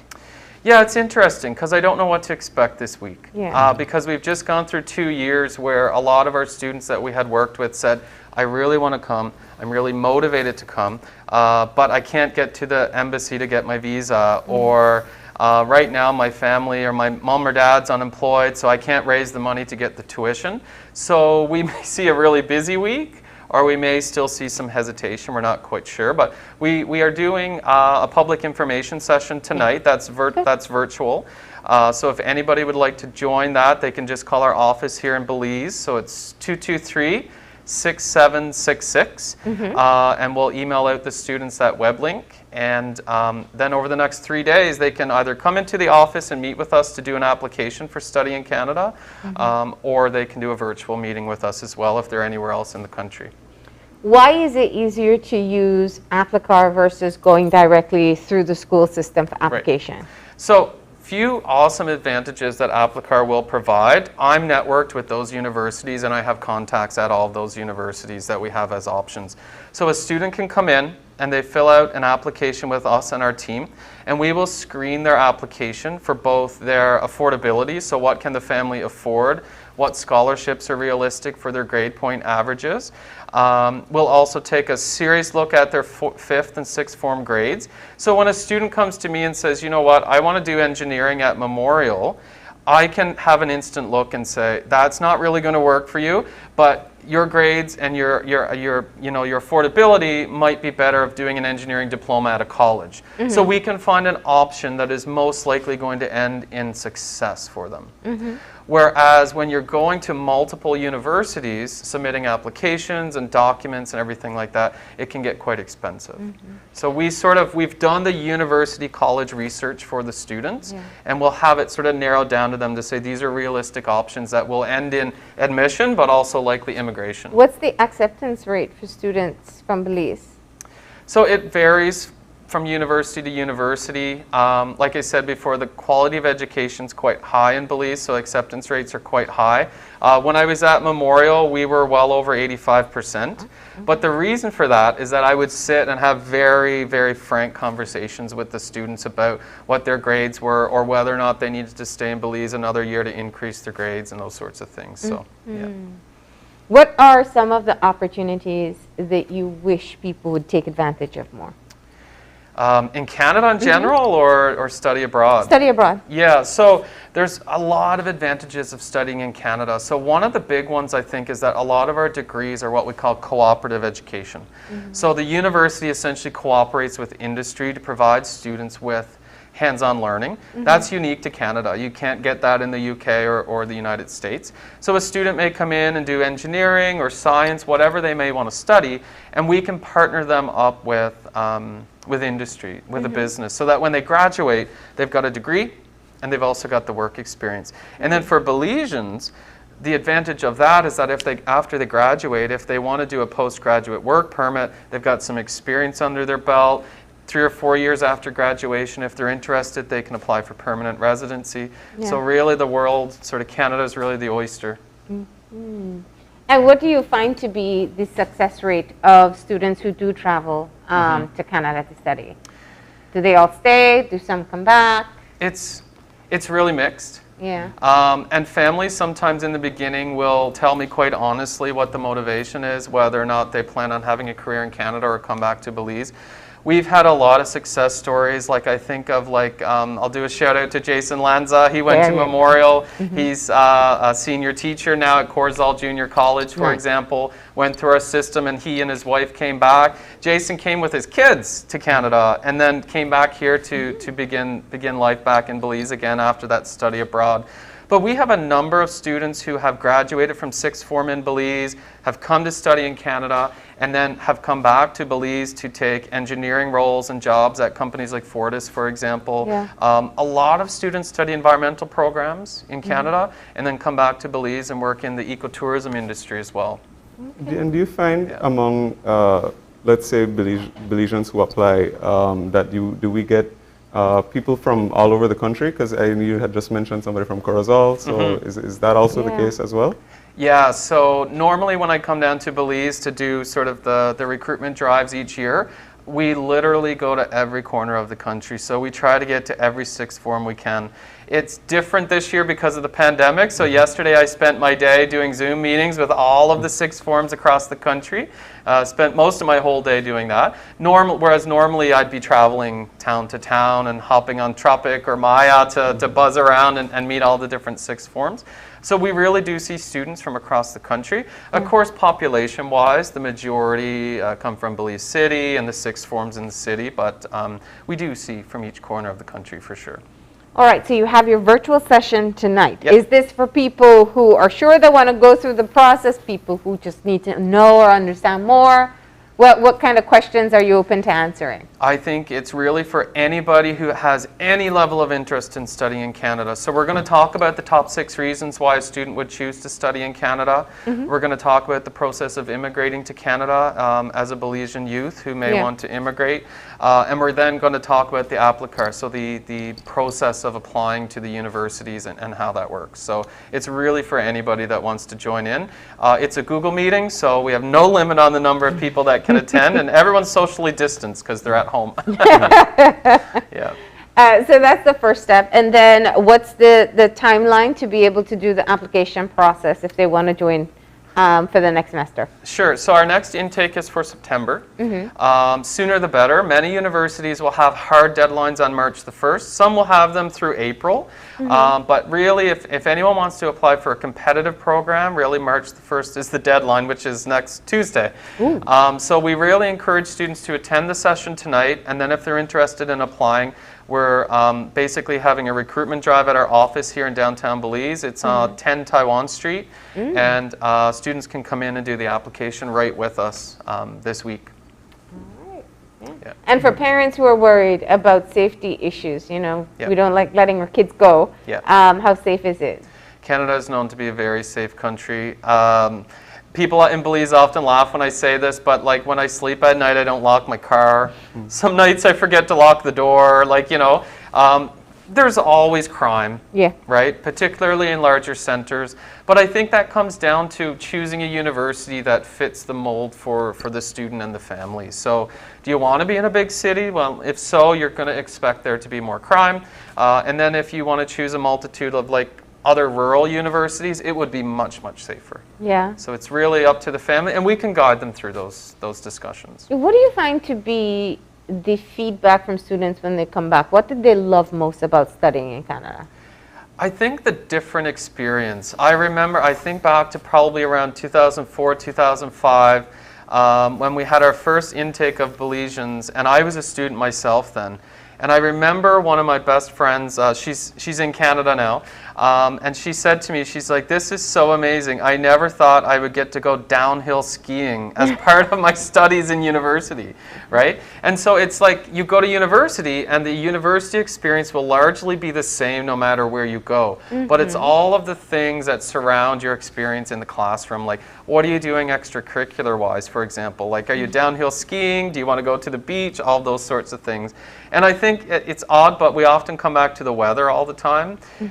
I think a lot of Belizean youth, when they come to study, are really astounded by the 4 seasons, right? And the fact that you're skiing and then 3 months later you're at the beach, right? That sometimes is a great experience for students. Yeah, and the love-hate relationship with snow, Yes, right? exactly. That's the best way. It's pretty, but then not. Yeah, exactly. Although with global warming now, you know, I've hardly used my snowblower in like 4 years. Oh, wow. We really have to turn it on, Yeah, even your little bit of snow would still be too much for us. Yeah, I know. You know, you come often enough, you know that. Yes. Now, the meeting takes place tonight. Do you just, I mean, how do you get the link for the meeting? So just give our office a call. So I see the numbers on the screen there. It's 223-6766. And just give us your email, and then we'll email you the web links so that you can join. All right. And scholarship opportunities, people can still take advantage of those at this late phase? Yeah, so many of those hard university deadlines would also be the deadline for scholarships. Various universities and colleges will offer different levels of support, some as little as $500 a term, some as much as a full ride. So it really varies on the university and what your grade point average is. But we'll talk about that with families. All right, excellent. Yeah. Anything else you'd like to share with our viewers? I think that's it. Thank you so much for letting me join you for the show here this morning, and I hope we get lots of interest in folks wanting to consider Canada. Thank you so much. Great. Yeah. Yes, so Tony, thanks again for coming in and sharing all that information. And like you, I do hope that some people take advantage of what's out there being offered. With that, we're going to be taking another short break. And when we come back, we're going to be hearing all about another exciting new initiative. So please stay tuned, and we'll be right back after the break.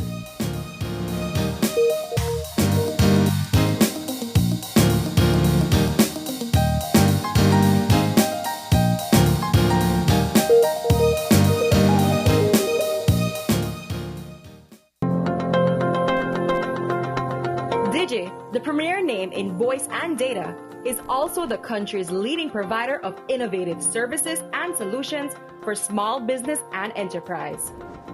At DigiBusiness, we offer solutions, tools, and applications to support your business needs. Reduce costs, improve efficiency, and excel in a changing world where no idea is too big and no task is too small.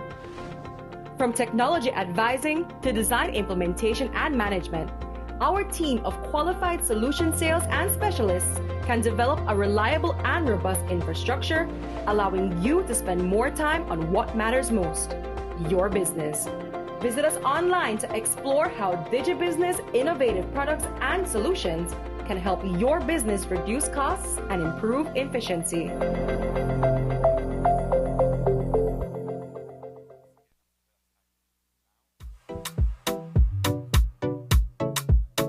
Why should you wear your mask? To protect myself.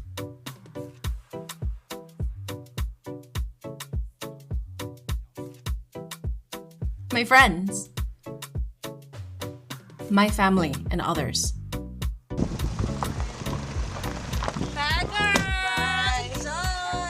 I wear my mask because I love my grandparents. With so many reasons to wear a mask, we continue to advise persons to wear a face mask properly, covering both nose and mouth. Together, we can keep Belize COVID-19 safe.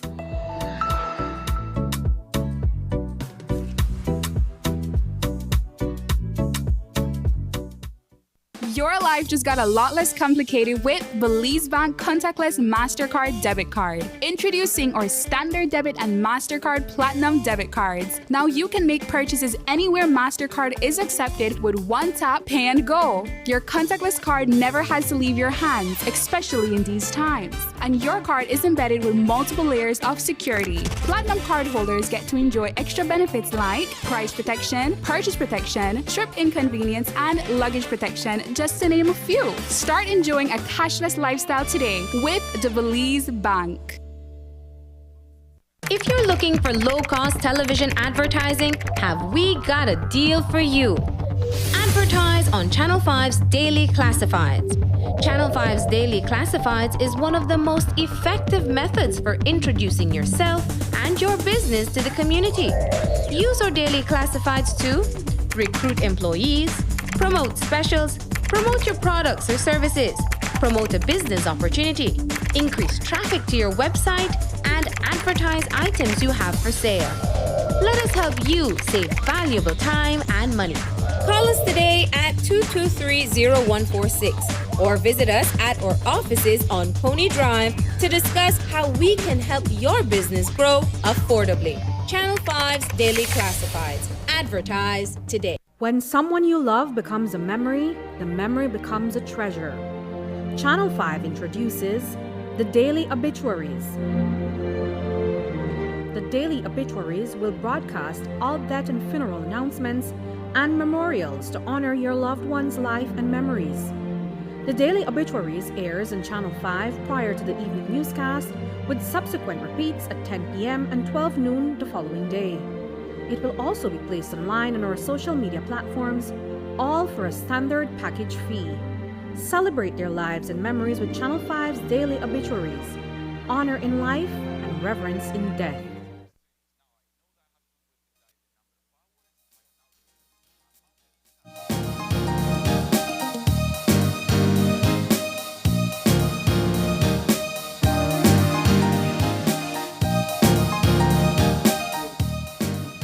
And we're back. And if you're joining us right now, we are getting our third conversation for this morning started. And we are learning about a new initiative. And we're getting the perspective from, we're getting the perspective and we're learning all about this outreach, which is designed to recognize the dignity of people. Joining us for this discussion this morning, we have in our studio Father Scott Giuliani, who is a pro-life missioner, as well as Rachel De Ocampo, who is also a pro-life missioner. So good morning. Good morning. Good morning. Rachel actually isn't a pro-life missionary. She born Belizean, lived here. Yeah. Yes. Well, good morning. Good morning. And thank you for being with us today. Thank you for having us. All right. So there is a special mission that is taking place. Father Scott, do you want to tell us the background there? Well, it's just a very simple outreach. There was Human Life International was originally going to come, and one of the presenters came down. His father came down sick with COVID, actually, and that had to lead to a postponement. And so, however, there will be still certain outreaches that we have today, actually, with the Peloti girls going out there, and it'll be streamed on Guadalupe Media, and to reach out to them. So the purpose behind this mission, what was the goal? The purpose behind this mission in the beautiful way is just to speak about the dignity of each and every person, from conception to natural death. No matter who you are, what you look like, your dignity. And this is a little bit challenged. I remember speaking to a Belizean sister, who's beloved here, Sister Sarita, and she pointed out, as she watched the change of the culture, that the world, she quoted a poet, that the world's very close to us now, let's say, than 30 years ago. And I think we just need a little reminder. You know, I think naturally in Belize, people have great respect and dignity for one another. However, it can change, and you start to see those signs where we want to just remind people that our dignity is not in what we have or in what we do. I think that's a lot of pressure to think, oh, because I'm successful, I'm all that, or I have this money, so I'm important. But it really isn't who we are. And that dignity is a gift that can't be taken away.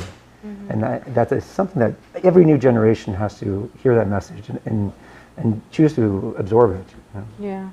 Yeah. And the outreach with schools is going to be with Catholic institutions? Well, today, right now, it would be a Catholic institution. Yeah, definitely. The postponement had other different institutions to reach out to, but right now we just keep it in the Catholic school. What's the message to the young girls? Well, we really want to speak to them about building a culture of life and understanding the truth and meaning of human sexuality as God designed it. So that's our message. I've been teaching natural family planning for 15 years, so I help prepare couples who are getting married. So I very much need to speak to sexuality. So that's what I'm going to share with the girls, and a message of being chaste until marriage. Now, Father Scott, I think when we talk about pro-life, it's very important that we recognize that there is an equally growing segment of persons who are pro-choice. Right. And the conversation very often can be divisive, but it's important that we see other points of view. In your experience working in Belize, when you hear from people who say pro-life is one way, I mean, you can have a choice in seeing things this way, but there are others who have an opposing view. How do you engage in conversations like that? Well, I feel just in the Catholic Church, I think we're constantly engaging people with different views and opinions, and the search for truth is something that is encouraged by each and every person. And so that is something that dialogue and respect and listening as we search for it. I think, but especially when you speak about the dignity of the person, I think it's very important to realize that that's not a point of opinion. That there's a truth that every person has an inherent dignity is very important. That we have that. Now we can dialogue about that. If you think, well, this person is more important because they know more people or they have more power or have more money, well, let's talk about that. You can hear about that opinion, you know. But especially from the church's point of view, we definitely encourage the dignity of the human person, each one of them, but also the love, right? Because there's many complicated situations. Well, the fact that people have questions, I'm not surprised about it. In college, I had questions. In college, I had college, and I went through. I said, you know what? I need to find what's going on. I just studied. I asked questions and searching, and it really came back to that one. Each person has incredible dignity that can't be taken away because of what you have or do.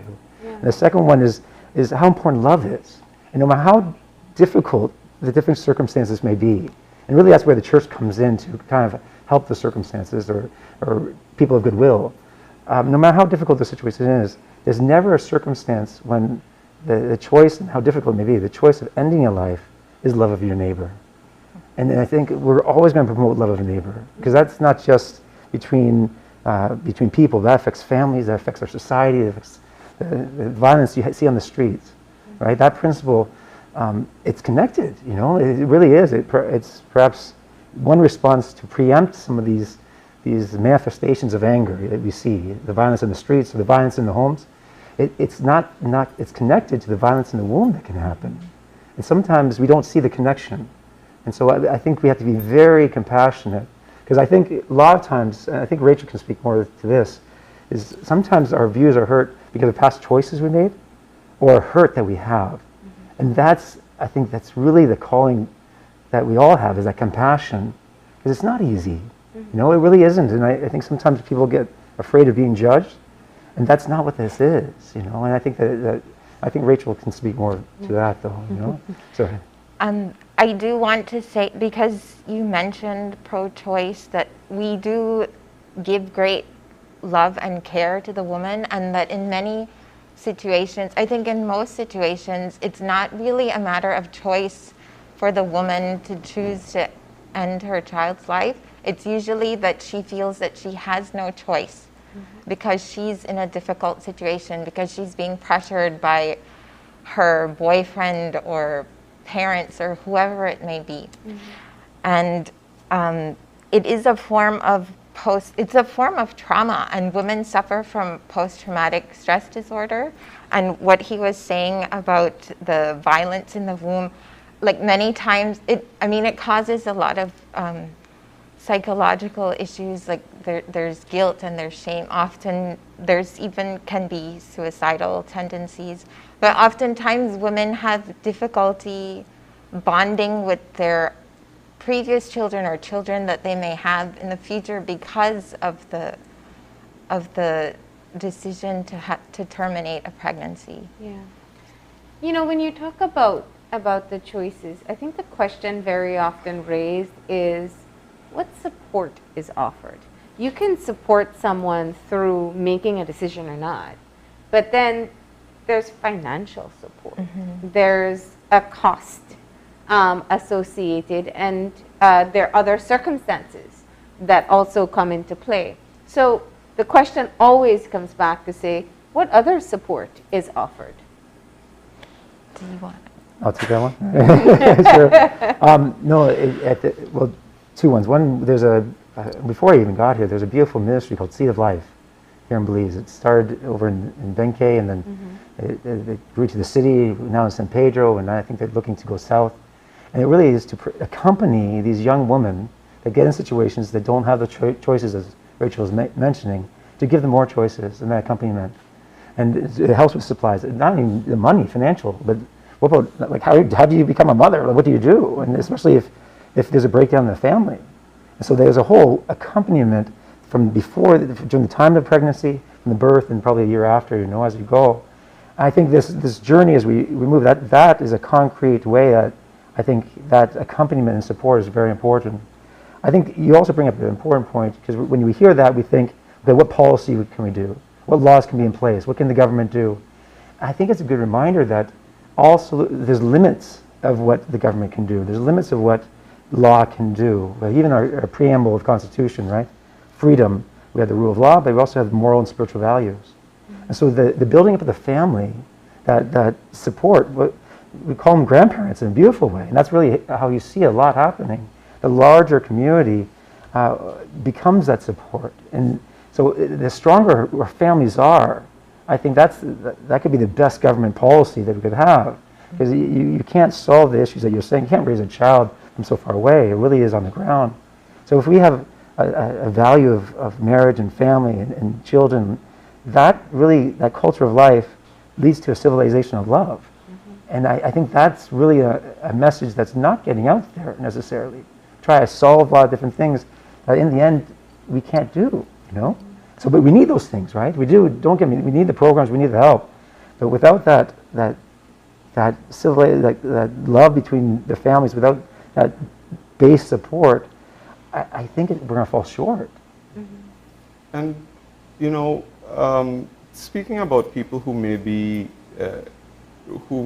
interested in accessing some kind of support like this, how do you overcome or how do you get the message to them, or to actually take the step and reach out when people might be in difficult situations and they may fear judgment, or they may feel ashamed, because that must be one of the biggest hurdles to overcome, to try to, when you actually do try to engage with people. So how do we bridge that sort of a gap? Well, that's why we're here, to spread the word. Seed of Life Pregnancy Resource Center. It's here in Belize City. I think the number is 604-3812. But when you know someone that's in a pregnancy and it's considered a crisis pregnancy, maybe they're considering abortion, or maybe they don't know where they're going to get the money for diapers or for baby clothes or whatever they need, they can turn to and they offer free pregnancy tests. So that's the reach out, that you can come and just get a free pregnancy test if you think that you're pregnant and you're scared. That's where you can turn. Yeah. Seed of Life Pregnancy Resource Center.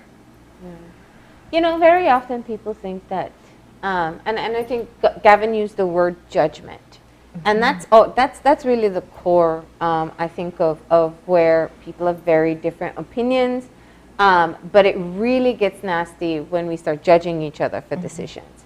So my question is, in a society where we have very different views on issues like abortion, pro-life, pro-choice, how do you embrace all persons? There are many who are on social media, for example, or when the conversation is discussed publicly, that can be really critical of choices. What's your stance on this, when the church fundamentally, as you pointed out, is really about love? I think that in our civilization, we're starting to see, I think you're touching upon something on broader context, is we're losing the ability to dialogue.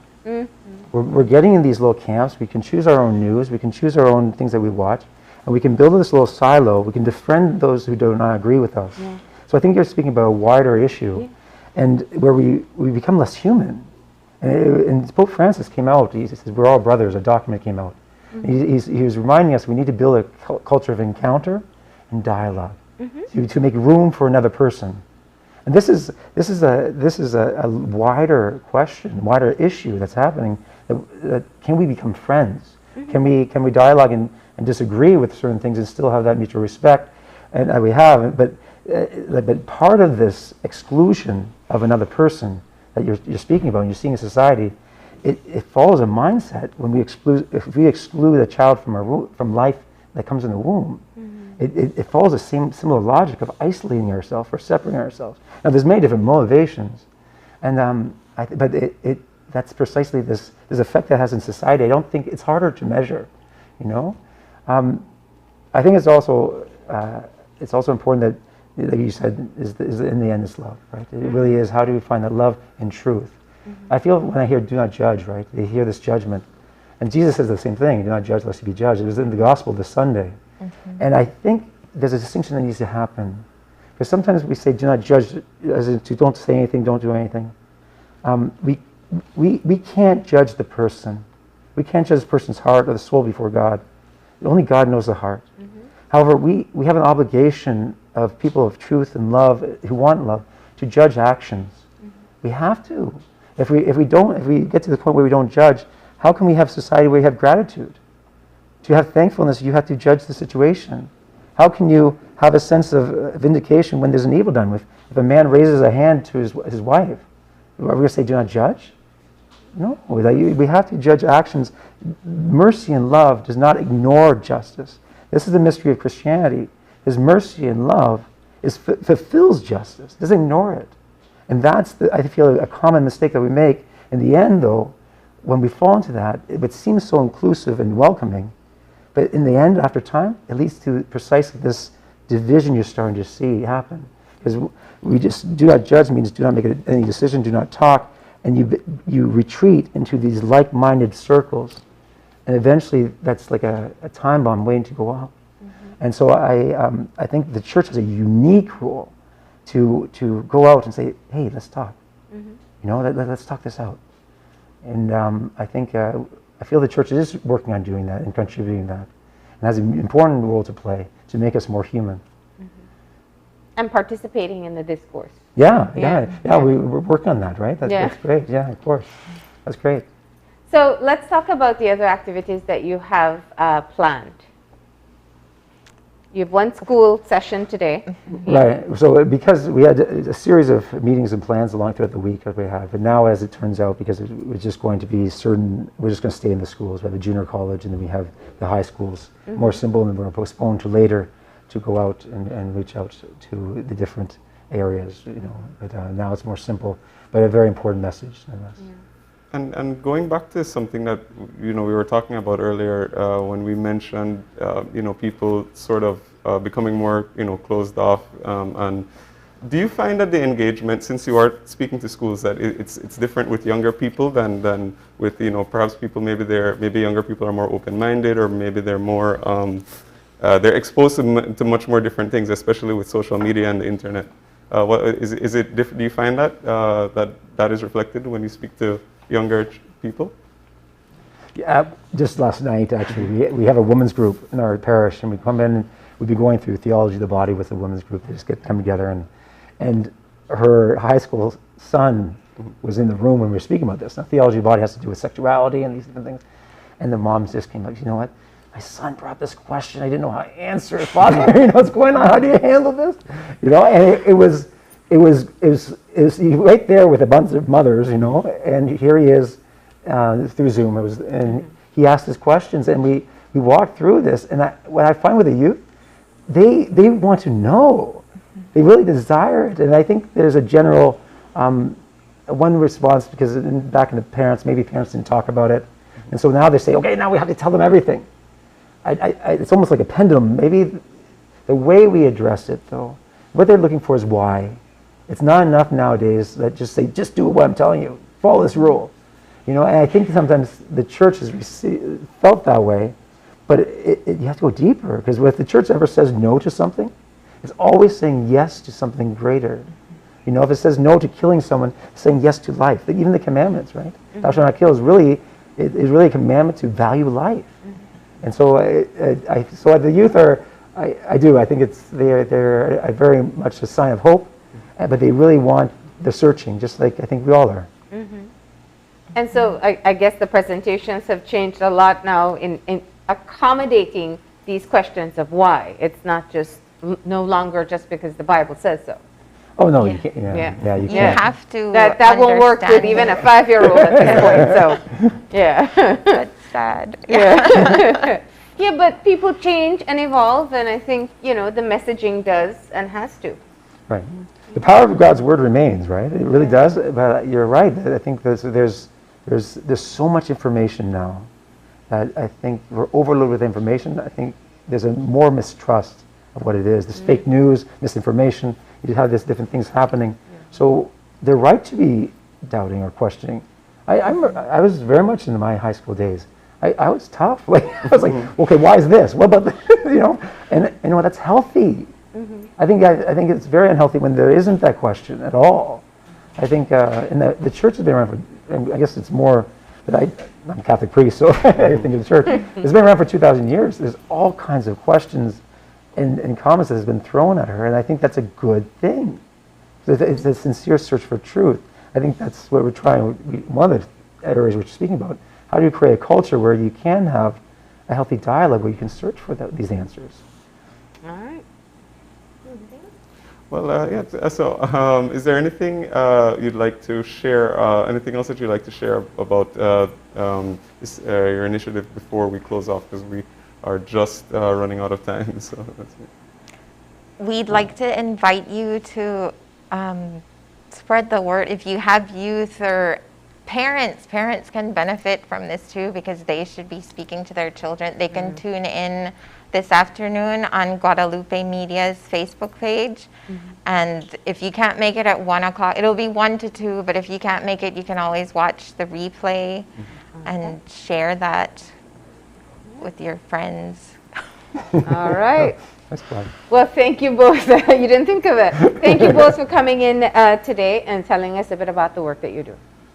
Right. Thank you for having us. And with that, we're going to go ahead and take a break. When we come back, Gavin guides us through what's trending. Yep. So please, stay tuned.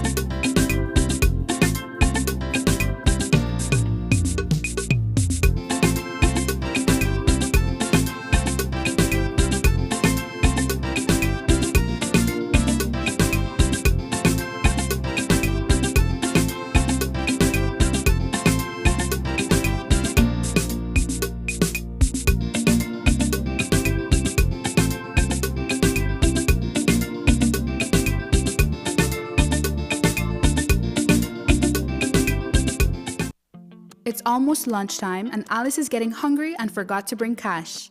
She remembers that eCash now has a geolocation feature in which she can easily view the eCash merchants near her, especially restaurants. Her co-workers also ask her to order food for them. Chicken chow mein, please, and a Coke. The merchant sends her the payment link. She taps confirm, and within a few minutes, her food is delivered. Alice then views her transaction history and taps on the transaction recently made. Then taps the split the bill button where she selects the unevenly option and moves the bar to the desired amount per person. The request is then sent to her friends. Her colleagues accept the request and are ready to enjoy their meals. Geolocation and splitting the bill via eCash make Alice's life a whole lot easier. It's a fact that your credit lasts longer when using Smart.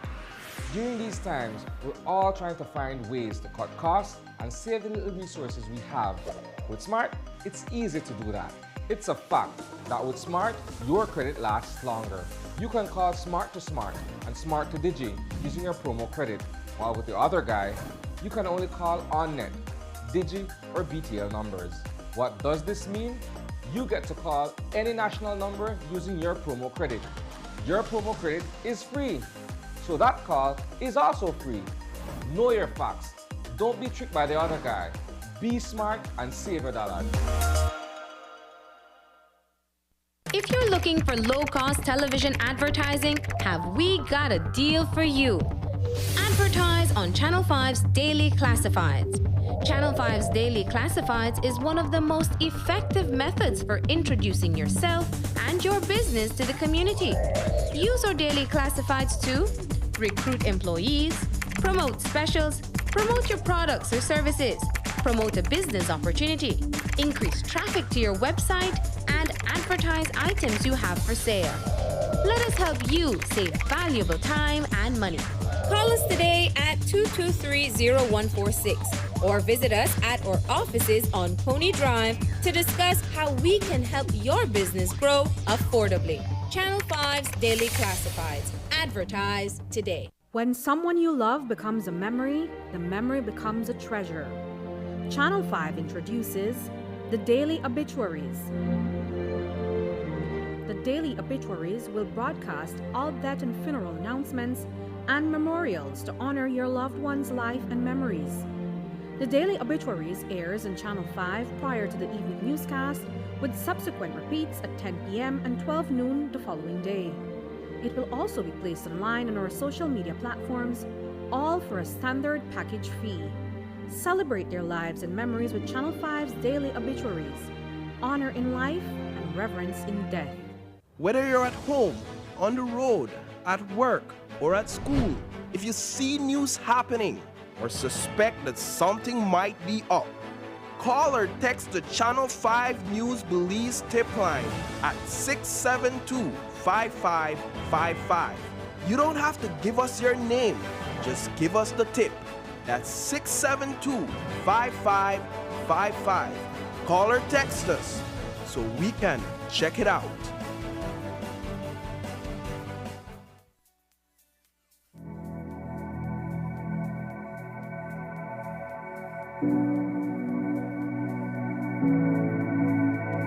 And we're back. And if you're joining us right now, we are almost about to wrap up our show. But before we do, it is Tuesday, so that means I will be bringing you Trending Talks Tuesdays. And this is a short segment where I talk a little bit about what has been trending on different social media platforms internationally and locally. Now, the first thing that we're going to talk about this week is a game which has been taking the internet by storm for the past few months. And I play it myself, and that's called Wordle. The basic premise of the game is that you have to guess correctly a 5-letter word. You get 6 tries. Each try that you do make that's not correct, you do get to know which, if you've gotten some correct letters, or if some are in the wrong place or some are in the right place. Now, of course, people have known about that for a little while, but what has been trending recently is the question of whether or not Wordle has gotten more difficult. And the change is because the New York Times has recently bought Wordle from its initial owner. A lot of people were upset by that, not only because that there was a possibility that was announced that you might have to pay for the game, which has always been free, but people were also saying that since the New York Times has acquired the game, they've been getting lots of harder words. So you can see from this meme right here, you can see Wordle before and Wordle now.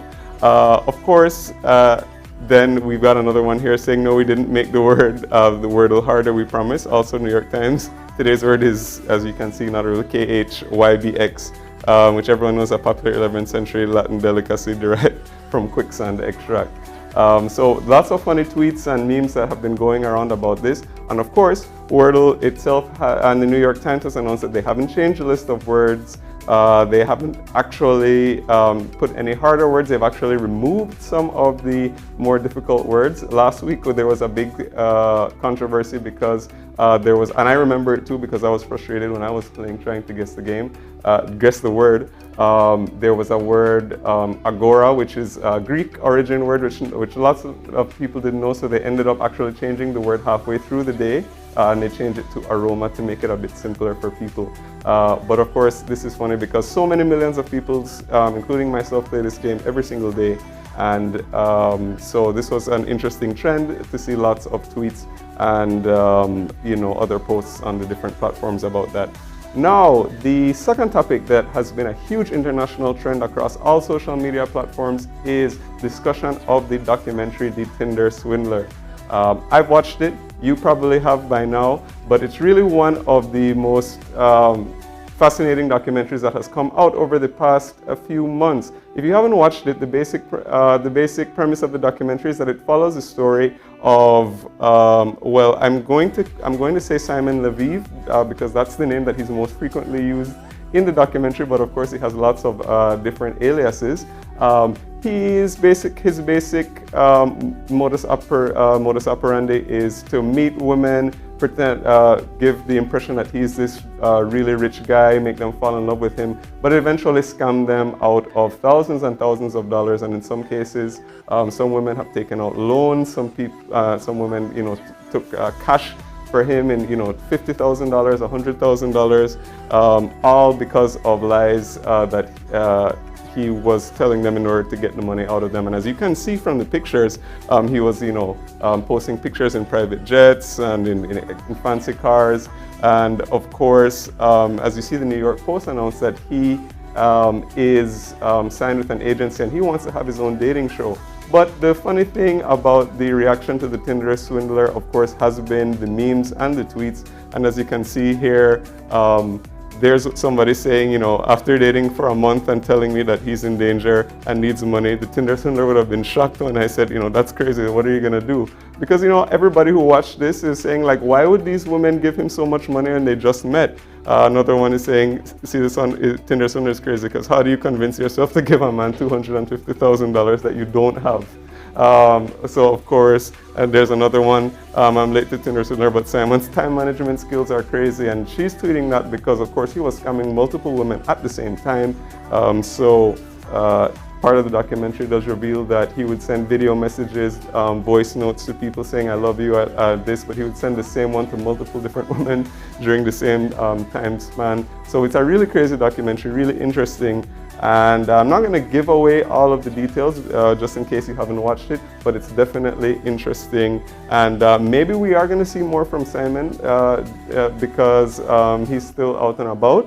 And so Tinder swindler is definitely funny. And if you haven't seen any of the memes, go and check them out. They're super funny. So if you've seen people, and if people have been asking you for money saying that their enemies are after them, don't believe them. I'll just tell you that. And the last topic, which has been trending locally just over the past few weeks, has been an item which has been popular in the news.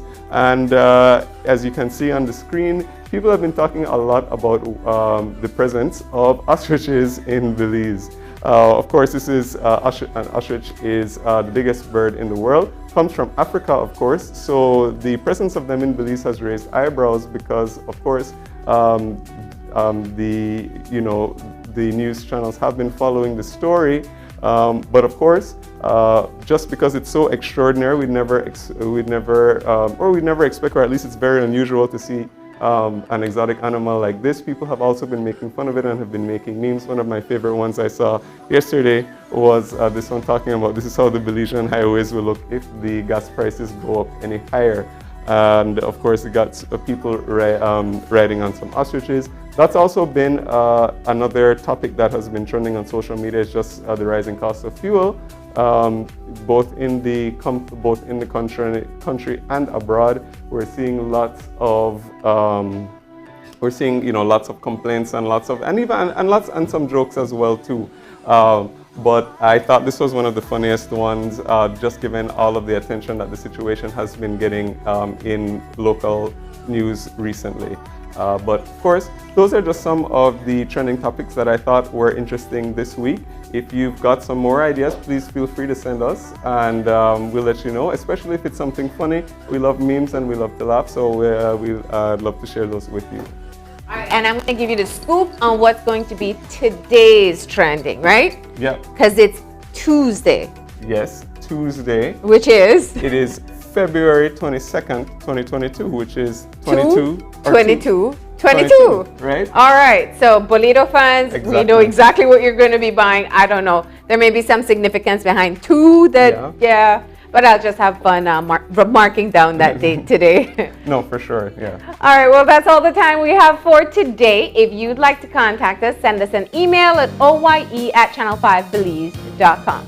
You can find us on Facebook at OpenYourEyesBZ and also on Instagram at OIEBelize. And remember to tune in tomorrow morning at 6:30 when you open your eyes. Start your morning right. Until then, keep your eyes, your mind, and your heart open. We'll see you soon. Enjoy your day, Belize.